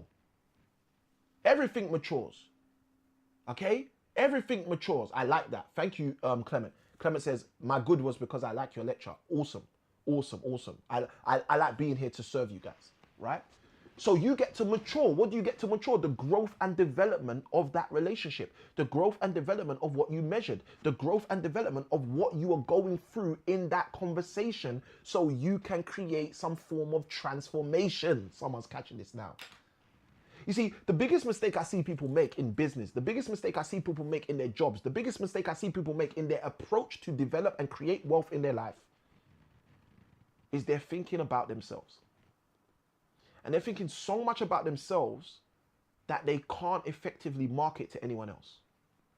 And they're thinking so much about themselves that even when people reach out to them, they can't effectively manage the relationship with anyone else. And they're thinking so much about themselves that even if they manage to manage a bit of a relationship, they never take time to measure what would be a win-win for them and the other person who came in. And even if they are wise enough to measure and see the win-win, they're thinking so much about themselves, they're never actively maturing.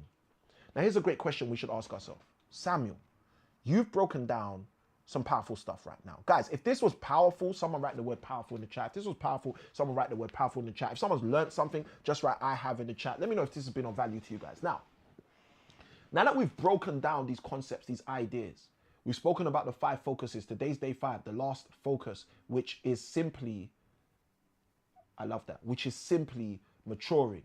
Annie Pani says powerful. Clement says powerful, beautiful, right? Now that we've broken this down, this is what I want us to do right now, okay? I want us to do something that you're not even ready to do. I'm going to show you how you can mature things, all right? I love that. Tasha says, you blew my mind. Let's go, right? I want to show you guys how to effectively start maturing, okay? Annie Pani says, value added indeed. I love that. She's speaking my language. Let's go. Let me show you how to get growth and development. How do you get growth and development? How do you get growth and development? Let's go. EQ123 says, learn, powerful. Thank you, Nats. I appreciate you. Let me show you how you get growth and development. The first way you get growth and development, this is something most people don't do. You have to learn to prioritize. Okay? You have to learn to prioritize. Prioritize what? Prioritize value for other people. You see, that's why I asked you that question just before I went into this. I said to you guys, who got value? Who's got value? If this was powerful, write the word powerful. Why? Because if you write the word powerful, you are signaling to me that I have made you a priority. I've prioritized you. That's why as my 6 children sleep, as my wife chills, she might be sleeping, she's probably sleeping, I come here and I add value to you.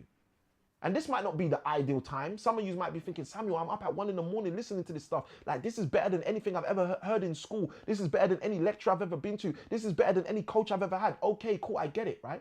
I get it. And you know what? As I just said that, I remembered what I was going to say to you guys earlier in the session when I said to you, write this if you want me to tell you a quick story. So I remember this now. So I'm gonna tell you that story again, right? Shah says, powerful. Let's go. Let's go.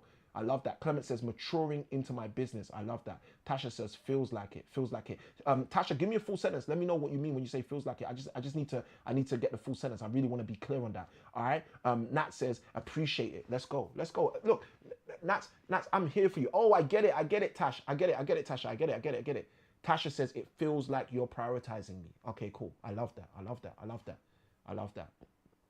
All right. Nats is saying, I appreciate your time. You're most welcome. I appreciate yours as well. And how do you know that I appreciate your time? Because I don't come on live to troll you. I don't come on live to give you fluff. I come on live to give you valuable stuff.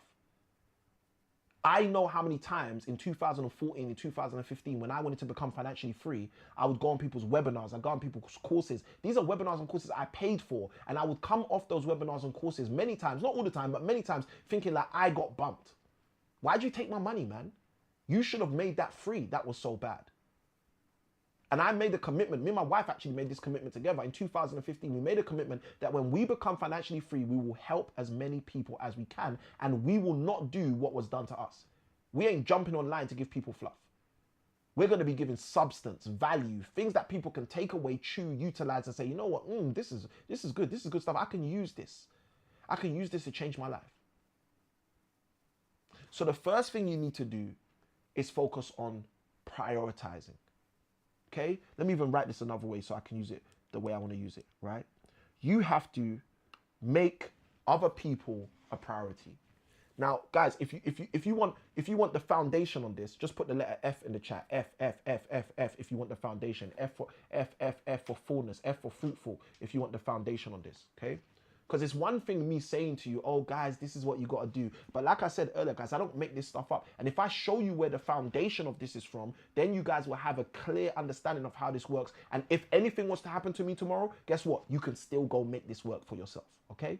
So let me give you the foundation of this. In the Bible, the disciples of Jesus, they come to Jesus and they say, Master, Master, I want to be the greatest. I don't know about you, but I think you probably want to be the greatest too. And you might be like, Samuel, I don't want to be the greatest. Yes, you do. Yes, you do. Okay? You see, when the world says, I'm living my best life, you know what best life is? That's being the greatest. Because your greatest is not you competing with anyone else. Your greatest is you manifesting the fullness of who you are yourself. So these disciples, I see those likes, let's go. Let's hit the like button. Let's hit the like button. If this is valuable, let's hit the like button. Guys, I keep forgetting, but listen, if you are not following, hit the follow. If you are not subscribed, hit subscribe. Be a part of the tribe. If you haven't hit share, now's the time to share to someone else to show you care so they can get something else from in here. Let's go. All right? So the disciples come up to Jesus and they say, Master, Master, I want to be the greatest. I want to be the greatest. How can I be the greatest? Another disciple says, but I want to be the greatest. I want to be the greatest. How can I be the greatest? Jesus gives them a super powerful spiritual interpretation, which can also be taken for some business application. What does Jesus say to them? Let me tell you what he says.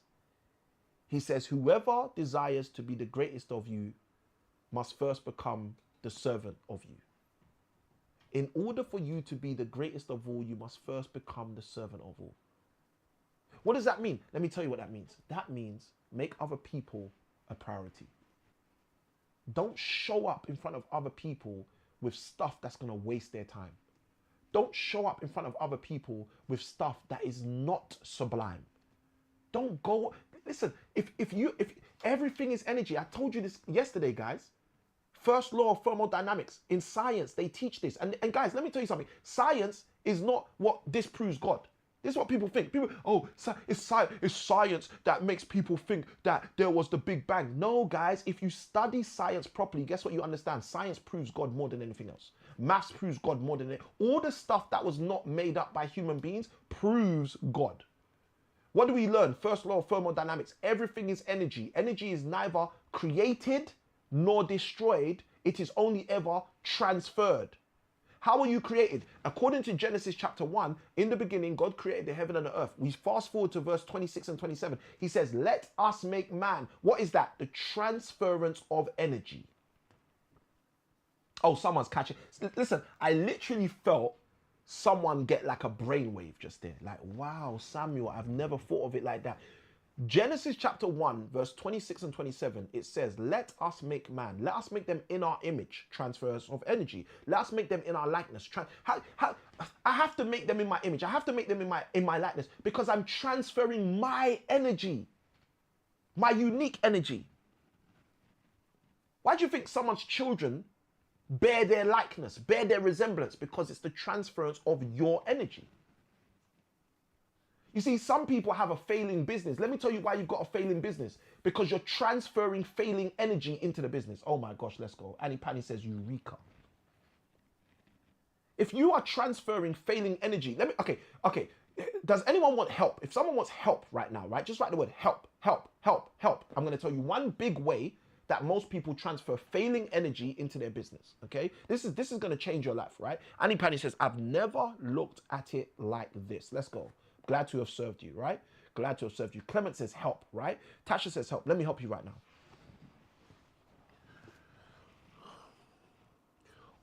One of the major ways, which I believe is the reason why statistically they say that 77% of businesses fail in the first 5 years. I'm going to tell you why the overwhelming majority of businesses fail in their first 5 years. It's because the overwhelming majority of business owners are transferring employee energy into entrepreneurship endeavors. If you have spent the last 15 years being educated on how to be an employee, if you spent the last 15 years actually being an employee, when you begin to work as an entrepreneur, as a business owner, even as a side hustler, how are you going to make sure that entrepreneurial energy, that business owner energy comes through? I'm going to tell you how. There's only two ways. One is you get a coach and you allow your coach to rewire your mind. Listen to what Annie Pani said a moment ago. I've never looked at it like this before. So guess what Annie Pani just got empowered to do? Do something different to what she's always done, because for the first time she's seeing things different to how she's always seen them. That's what a coach does. That's why the fastest man in the world, Usain Bolt, that's why the fastest man in the world has a coach, even though his coach is not the fastest man in the world. Oh, someone needed to hear that. See, that's the problem we have in this world. We have people looking at other people and sizing them up. Oh, you know what? He's not made 10 million yet, so you know what? He's not going to be my coach. Instead of realizing he has the systems, the sequences, the settings that when you plug them into your machine, you will make your first 10 million even before he does. Because we go so often plugging employee energy into entrepreneurship endeavors, and then we complain when they don't work. If anyone would like an example of what an employee energy is versus an entrepreneurial endeavor, just write me in the chat. Let me see some me's in the chat for those of you who would like me to give you a clear example of what an employee energy is versus an entrepreneurship endeavor, right? Clement says me. Tasha says me. Let me give you one. Do you know that when I used to work as a teacher, I'd show up to school on the Monday morning, the Tuesday morning, the Wednesday morning, the Thursday morning, the Friday morning, the Saturday morning, even if I was still yawning, and there'd be a laptop there ready for me to use. There'd be a computer there, ready for me to use. There'd be a, let me show you, because this ain't the same, but I'll show you so you can see in the lane, right? There'd be an interactive whiteboard there, ready for me to use, so I could teach the children. You see, when I used to work in a school, I'd show up on the day for work, and everything I need as a resource was provided for me by the school, by the employer. So let me tell you one of the first employee mindsets that keeps business owners failing when they try to endeavor into their own entrepreneurial endeavors. It's expecting everything to be there for them without them having to invest in them. You see, let me tell you something. Do you know why Samuel I Can Win has an interactive whiteboard that, if you go to a retail store, will cost you thousands of pounds? Literally there, okay? Literally there. Yes, I use it all of the time to coach my students. Why? Do you know why Samuel I Can Win has multiple cameras inside of his studio to add value to you guys, so that you guys can feel like, you know what, this guy really considered me. He really considered me.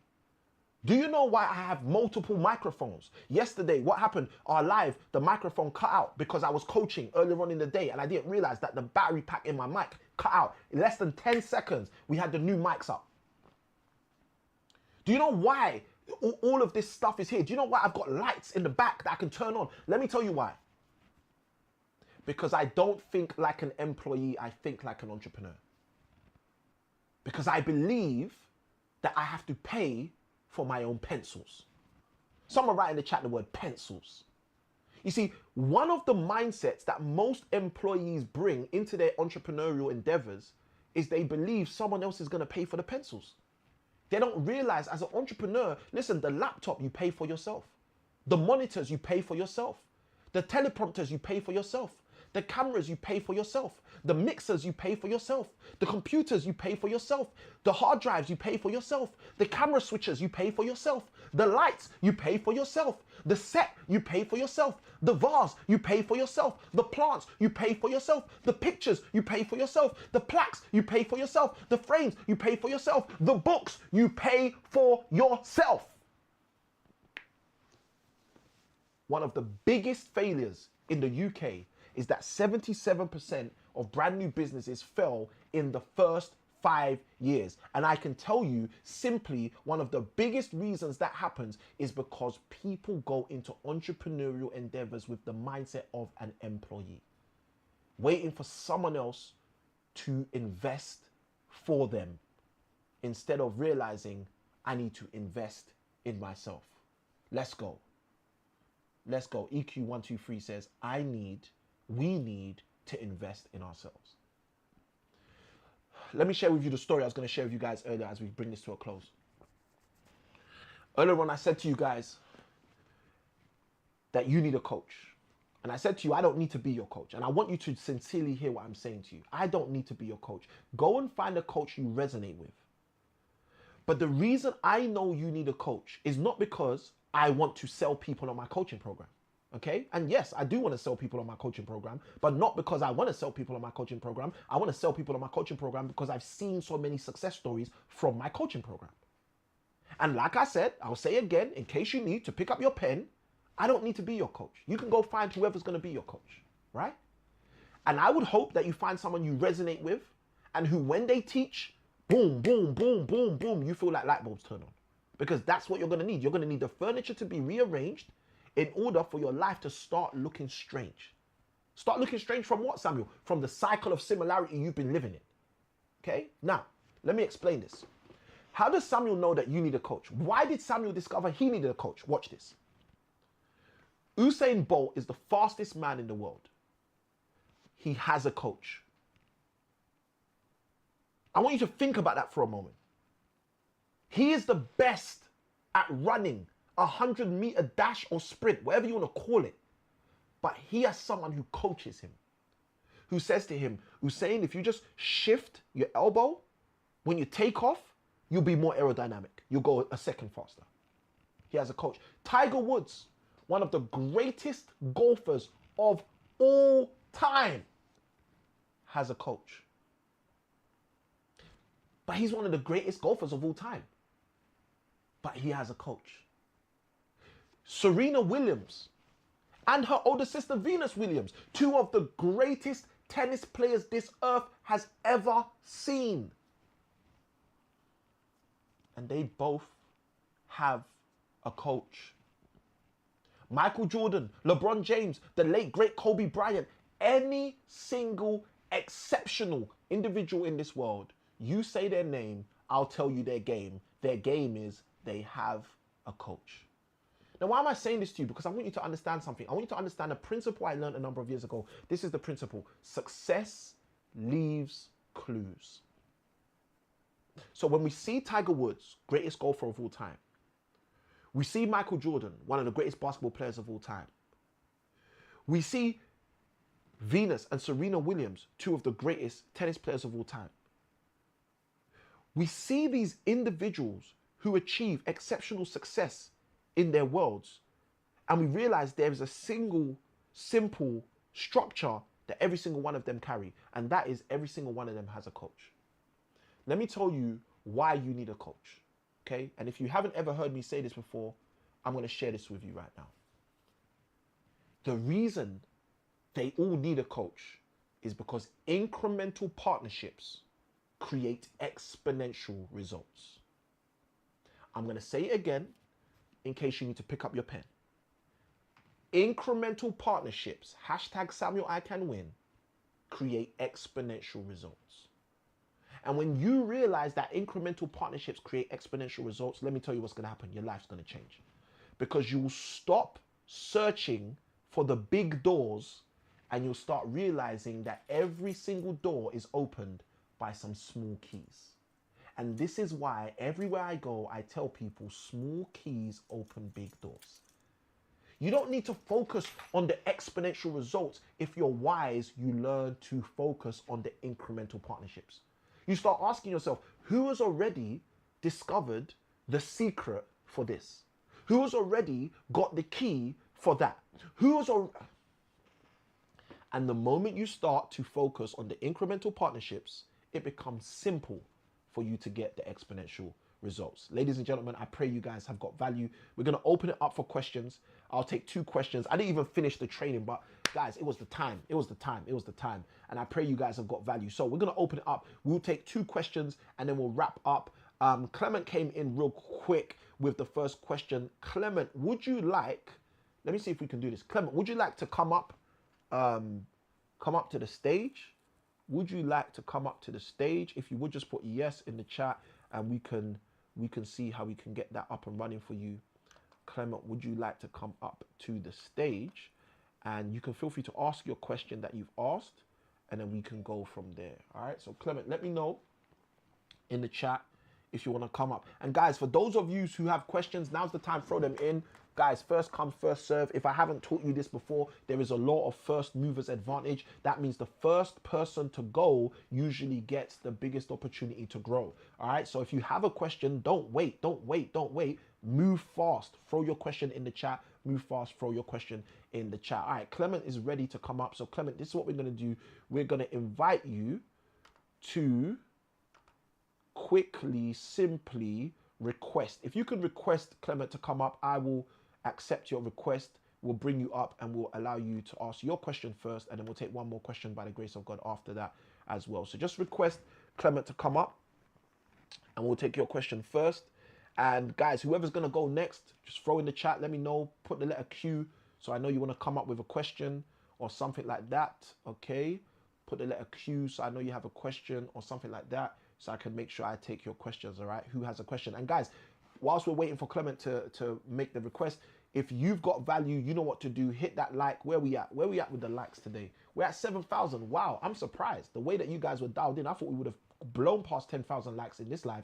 Guys, we're at 7,000 likes. You guys know what to do. Let's push way past 7,000 likes. Clement, good evening or good morning. Good morning. How are you doing, champion? I'm good, yourself. I am blessed and highly favored, and I'm even better now that I'm speaking to you. Mr. Clement, feel free to let us know your question, sir. Thank you for your letter. But I've really liked it, and I know how you are expressing yourself. You are very intelligent. Thank you, God sir. bless you. Thank you. My Appreciate that. question is, I have a side hustling business that I ship some groceries to Ghana, Yep. from UK to Ghana, and I want to know what's the difference between a coach and a manager? That's a Do powerful I question. need a coach and at the same time a manager? All right. Thank you. That's a powerful question. All right. So for those of you who might not have heard, I don't know if you're on different platforms or whatever, just to make sure everybody can hear. Clement asked an absolutely powerful question. Clement said he currently has his own business endeavor where he's shipping. I don't know if he said containers, but he said he's shipping stuff from the UK to Ghana. And his question is, what's the difference between a manager and a coach? And then he went on further to ask the secondary question: do I need a coach? All right. Do I need a coach? So here's the answer. Firstly, Clement, like we just shared, right? Success leaves clues. Now, I don't know if every single one of the people I said have a manager, but I know every single one of them have a coach. So if success leaves clues, one of the biggest mistakes we make sometimes is we try to do it our own way. You know, my family's African descent, as you guys all know, right? So, you know, as Africans, okay, as people from the continent, we very often want to kind of find a way to do things rather than find the way to do things. And if you remember what I shared earlier, I read Proverbs 25 verse 2. It says, it's the glory of God to conceal a matter, which means God gets excited to hide things. And it says it's the honor of kings to search it out, which means we should get excited to find things. So if you understand that, what that means is it doesn't matter if we think, oh, a manager is the same thing as a coach. Let me just have a manager. It means we have to search to find out what the right way is and then do things the right way. Now, here's something that's super interesting. This will help you, Clement, and this will help all of us, right? If doing things the right way was the way I was already doing them, then I would already have the results that I desire to have. Does that make logical sense, Clement? Yeah. Yeah. Now, it's powerful you get that, right? Because this is what happens for most people. Most people say to themselves, you know what? I know I should have a coach, but you know what? A manager's the same thing. Like what we do often is we give ourselves excuses to not change our behavior. But what we don't understand is the same behavior can only produce the same results. So if we want new results, we need to look for things that change our behavior. Now, I don't have the time, but there's a lesson that I usually teach on how true transformation works. And what I usually do is I explain the 3 phases a caterpillar goes through to become a butterfly. And they're very simple phrases, right? The first phrase is that it literally decides to form a shell. That's stage 1. It forms a shell. Now, what is forming a shell? Forming a shell is closing yourself off from your existing reality. Okay? So for you, Clement, in your current business endeavors, you forming a shell, okay, let's get out of that. Let's go back to it. Caterpillar becomes a butterfly. Butterfly, beautiful. Caterpillar, not so beautiful, right? So what does that mean? Butterfly, success. Caterpillar wants success. So if we understand that, we want to take a lesson scientifically from what the caterpillar does to become a butterfly. So now let's explain what happens. The caterpillar first has to form a shell. When a caterpillar forms a shell, it is tearing itself away from all other realities. It's saying, I don't want my existing reality to determine who I'm going to become. So it forms a shell. Okay? Now, in Matthew chapter 6, Jesus told us to do the same thing. He says, when you pray, go into your closet and, I don't know if anyone knows what he says to do. He says, go into your closet and shut the door. It's the same thing that we see with a caterpillar. We see with a caterpillar scientifically. Jesus shows it to us spiritually. You go into your closet and shut the door. Why? So that the reality of your world is not the loudest voice in your ear. So a caterpillar forms a shell. Now, what's the second thing it does? It fragments itself. Scientifically, when a caterpillar is inside of that shell, it starts breaking off the parts of it that are not relevant, useful, or purposeful for what it's going to become. What is that? That's the beginning of transformation. Getting rid of the old way in order to embrace the new way. Now, most people don't know this, but scientifically, whilst a caterpillar is fragmenting itself, it also starts to grow the exact pieces it needs to become what it's going to become. So the first phase of the caterpillar is to form a shell. The second phase is to fragment itself. That means get rid of what's not serving you. And then the third level is to become its future self. We see a beautiful butterfly flying in front of us all. So bringing this back to your question, Clement, the first answer to your second part of your question, do you need a coach? The answer is, in my opinion, I need a coach. I don't know your answer. You take your answer, because I don't want to direct anyone's life. I let you direct your life. God made us all adults, right? You decide whether you need a coach. I know I need a coach, okay? I know success leaves clues. I know the greatest basketball player of all time had a coach. I know the greatest athletes of all time had a coach. I know the greatest wealth creators of all time have had a coach. I need a coach, right? So you answer that question for yourself. Now, let's go to the main part of your question. What's the difference between a manager and a coach? Okay. Most managers actually coach, but they don't know they're coaching. Okay. Now, why would I say that? I'm going to tell you why I said that. When I used to be a teacher, I was an outstanding teacher. Every school that I worked in recognized me as an outstanding teacher very quickly. And I didn't know why I was so good until I left teaching. Because when I left teaching, I started coaching. And when I started coaching, I realized the reason I was a great teacher is because I wasn't teaching. I was a teacher who was coaching. Does that make sense, Clement? Yeah. So the answer to your question, what's the difference between a manager and a coach? A manager's role is to manage you. A coach's role is to release you. A coach like Ronaldo, he had to coach Alex Ferguson for a number of years. He was under Alex Ferguson at Manchester United, right? And I'm not big on football, so please don't ask me any questions about football. I just know this little story, right? So Alex Ferguson coaches, as the manager of the team, he coaches Ronaldo. Ronaldo leaves Manchester United and becomes one of the greatest footballers the world has ever seen. How? Because Alex Ferguson didn't manage Ronaldo, he released Ronaldo. He brought the Ronaldo that was inside that no one else could see on the outside. That's the job of a coach. That's why I can be in this live and say to you guys, you're unique, you're individual, because I'm gifted to see people's gifts. So I can see people's gifts, I feel people's gifts, and I help people produce their gifts and bring them out of them. So Clement, hopefully that helps you. Hopefully that breaks it down. In a nutshell, I think everybody needs a coach. And in a nutshell, the difference between a manager and a coach is a manager manages you. They make sure you get to where you need to get to when you need to get there. A coach releases you.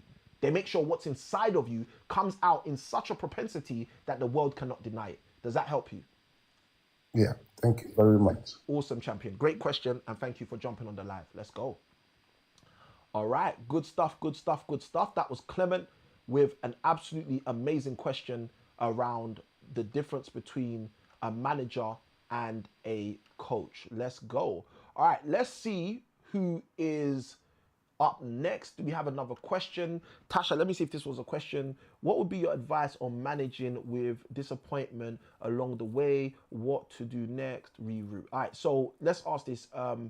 Tasha, you good to come up? Let me know in the chat with a yes, with a no. Tasha said exactly to one of the parts of what I was sharing with Clement a moment ago as well. Tasha, let me know if you're good to come up. If you are, okay, she says yes, boom, boom, boom. Tasha, if you just make a request to come up, we will bring you on stage and we will answer your question for our next page. Let's go. All right, good evening, Tasha. Welcome to the live. Still loading. Must be a connection thing. Welcome, Tasha. Hi. Hello, hello, hello. Great to have you on the live. Feel free to share your question. Okay. Right. What I wanted to ask about the disappointment is, how do you know when to reroute or stick to what you're doing? Because I'll be honest, most of the stuff you said, we are like mostly aware. Like, as for me, the thing that you was talking about the system and the United Kingdom and stuff, I've known that for some time, that the government obviously wants us to be trapped in the system. But the thing is, I have that knowledge, I know about it, but I'm not doing nothing about it. Ooh. And I'll be quick with this. What happened is, 2 years ago, I was living at home with my parents, and that was a conscious decision I made because I wanted to save money. Obviously, life got in the way, and I got stressed out and I decided, no, this is not good for me. I need to leave and I need to have my own space. By doing that, obviously my finances changed dramatically. But in my head, it was benefiting me because I exchanged living at home for peace. But now that I'm like living alone, I understand that it's been 2 years now, and 2 years have gone by, and I'm just living very comfortably and not moving forward because of obviously bills increase and whatnot and whatnot. So obviously, I named it as disappointment because it's stuff that we know and stuff that we understand. Like I'm listening, I'm like, yeah, I get that. That's so true. But then what to do moving on to understand that I actually have to change. That's powerful. And one of the things that's so powerful about what you actually shared is you shared the question, and I hope you saw you also shared the answer. Like in your last sentence, like let me give you guys the phrase so you understand this, right? Nothing changes until we change. Like I hope we all understand that in life. Like nothing in our life changes until we change. So if you remember what I just shared with Clement about the caterpillar becoming the butterfly, right? I said that the first, like, let me even ask you, Tasha, what's the first thing the butterfly has to do?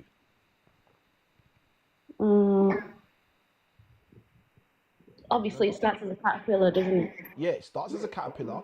And if you remember what I said is, I said the first thing the caterpillar does is it forms a shell.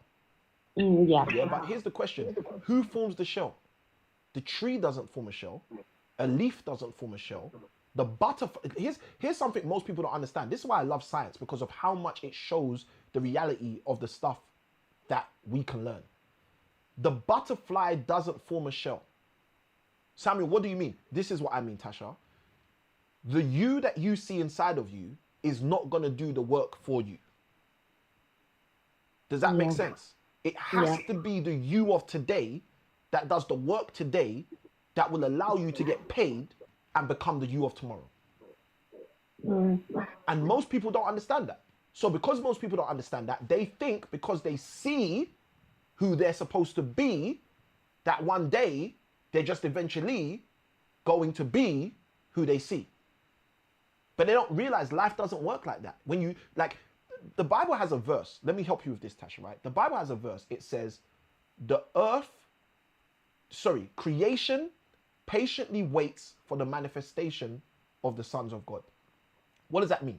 That means that everything around us, trees, animals, are waiting for what God created, humans, to become who he created us to be. Now, let me tell you why they're waiting.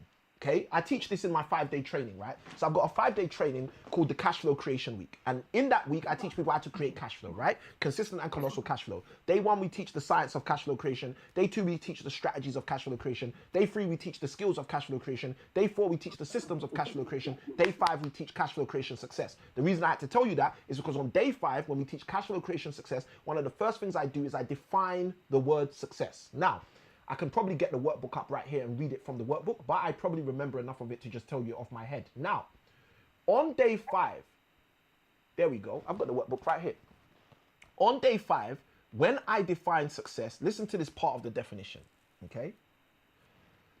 Everything that God created succeeds every day besides human beings, okay? Now listen to why. Birds were created to fly, and they fly. Fish were created to swim, and they swim. Someone write in the chat, what do fish do every single day?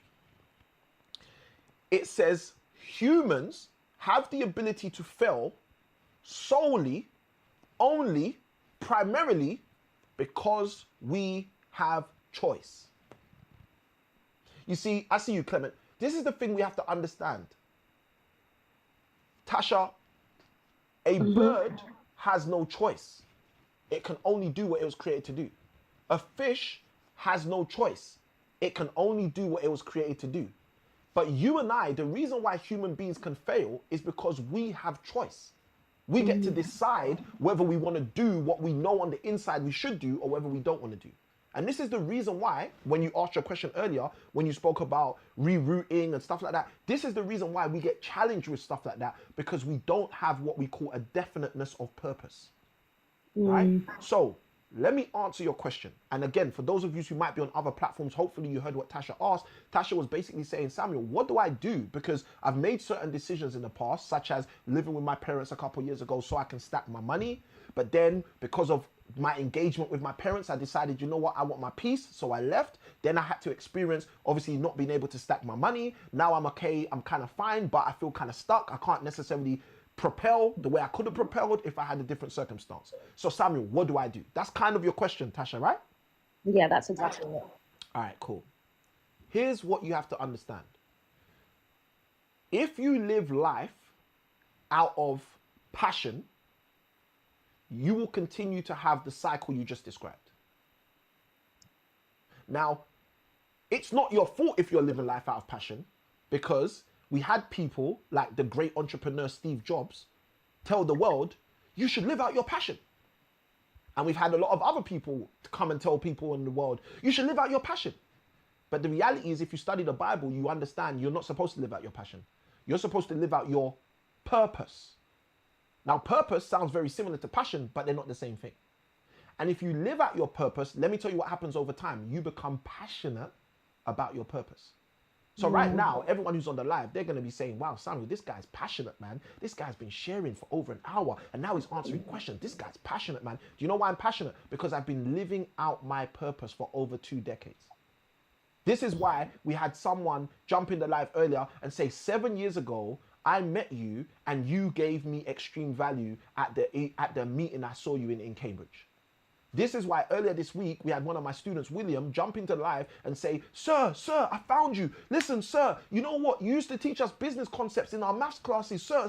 Like, why do these people do that? The reason they do that is because they're stumbling upon someone who they met when that person was living out their purpose with or without the passion at the time.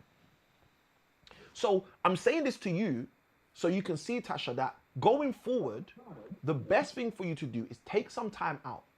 Okay? You don't have to go back to your parents. You don't have to stay where you are. Just take some time out, pen and paper, old school, okay? Or iPhone and notes, I don't know, right? And just write down, like, what is your actual purpose? What are you here for? Like, what has God created you for? And what are you willing to do about it? Now, do you want some extra help?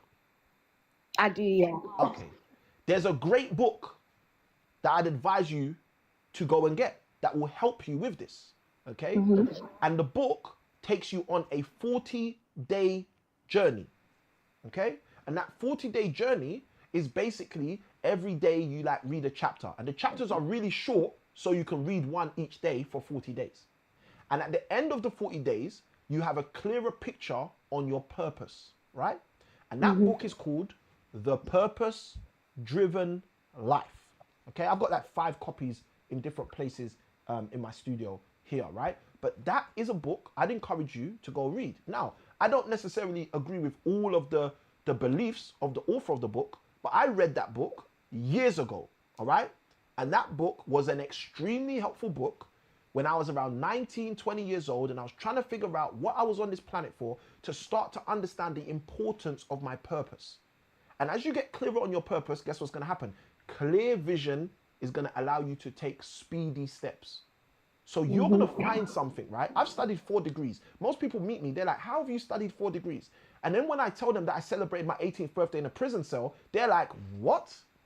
How's a guy who celebrated his 18th birthday in a prison cell studied more degrees than most people who've never been to prison? That's a good question. Let me tell you how. Because when I got clear on my purpose, it was easy to move fast. The problem for most people is they're not clear on what they're here for, so they do everything slow. They do everything with, I'm not sure if I should, I'm not sure if I can, what happens if it don't, Like, everybody's stuttering because their vision is not clear. So my encouragement to you, Tasha, is just take some time out. It doesn't take 15 days, doesn't take 30 days. Obviously, that book will take you at least 40 days, but I'm only giving you that book as an additional resource to help you if you need that additional help. But if you don't need that additional help, take your pen, take your journal, take a day or 2 out and just say, you know what, I'm just going to sit down. I'm going to be cool, be calm, and just write out what I believe I'm here to do on this earth. And when I write it out, I'm going to really focus on it and I'm going to keep working on it bit by bit. How do you eat an elephant? 1 bite at a time. So Tasha, let me know if that was helpful for you. It really was. And I'll be honest, I do live my life off passion. I actually do. Like, I have that motto of you basically live once, so you know, that sort of thing. And that is true, what you said. So it really resonates. Thank you so much for that. You are most welcome. You're most welcome. You're most welcome. And it's powerful Hmm. you use that statement about you only live once, because I will say this to you. A lot of the time, when there's a big movement towards certain slogans. So I know around 8 years ago, 10 years ago, there was a big movement behind YOLO. I think that was when Drake was first coming out. There was this whole YOLO, you only live once. A lot of the time when there's a big movement towards those slogans, a lot of the time it's because those slogans are leading people straight to hell. And Okay. most of us don't know that, because we just know it's true. Like, it makes sense, man. You only live once. Okay, but I spoke about Nelson Mandela today. And Nelson Mandela is not on the earth, but his legacy lives on. Why does his legacy live on? Because he had such an impactful life. So it's not about thinking, oh, I only live once. I live as many times as I need to live. But I don't believe in reincarnation. I'm not saying that to say I believe in reincarnation. I'm saying it to say, I'm saying it to say what a coach taught me a number of years ago, and that is, don't major on minors and don't minor on majors. I don't need to be fixated on I only live once. Like, I'm here right now. I've got this second right now. And what should I be doing with it right now? I should be making the most of it. How do I make the most of it? It's not by thinking I only live once. It's by thinking, how do I get the most value into this moment? Well, I get the most value into this moment by doing what I was created to do. The only problem is some people don't live like they were created. They live like they created themselves. So if you create yourself, cool, let's live out of our passion. Because what you're passionate about means everything if you created yourself. If you were created by someone else, then a good question would be, what did they create me for? Because if I'm a television and I'm doing what a television does, I'm going to feel extremely fulfilled. But if I'm a television and people think I'm a portrait that needs to be put on a wall and people just look at me without me ever being turned on, then I'm going to be unfulfilled for the rest of my life. And I think that's the difference. The difference is recognizing, if I was made by someone, like a television was made by someone, I get my most fulfillment and passion when I'm actually operating in my purpose. So hopefully that helps you. It does. Thank you so much. You're most welcome. It's a real pleasure to have you on the live. All right. Thank you. Good stuff, good stuff, good stuff. Guys, it has been absolutely amazing rocking with you guys on this live. I see a few questions in the chat. Clement says, please, the author of the book. And thank you ever so much, EQ123. EQ123, let me know your name. I don't know if I caught your name. EQ123 says, Rick Warren is the author of The Purpose-Driven Life. You're absolutely right. Rick Warren is the author of The Purpose-Driven Life. Yes, it is Nats. Yes, it is Nats. Sorry. Look at this. So many new names today, so I have to keep up. All right, Nats, thank you ever so much. All right, guys, with that being said, guys, we are going to call this one a wrap. This was day 5 of the 5 focuses you should have in order to make sure freedom is fixed in your life instead of fenced out of your life. If you guys got value and you'd like to find out more about my book, The Cashflow Kickstart, which can help you move further faster in your future, direct message me either on the black platform or on the purple and orange platform or on the blue platform, because on the red platform, there's no direct message. Side by side with that, if you're someone who got some value today and you're thinking to yourself, you know what, Samuel, I want to come on your 5-day cash flow creation week training. I want to learn the science of cash flow creation. I want to learn the strategies of cash flow creation. I want to learn the skills and the systems so I can have success. Then I would encourage you to direct message me and just let me know, Samuel, let's go, because I want to do the 5-day cash flow creation week. Now, guys, I spoke to you about investing in yourself. Every single thing I have outside of these lives is an investment. So be ready to invest in yourself when you reach out to me so I can help you move further faster, but not just for you, for your legacy. With that being said, I said it before, I'm going to say it again. Remember, small keys open big doors. Good day, God bless, and I'll see you on another time. Let's go.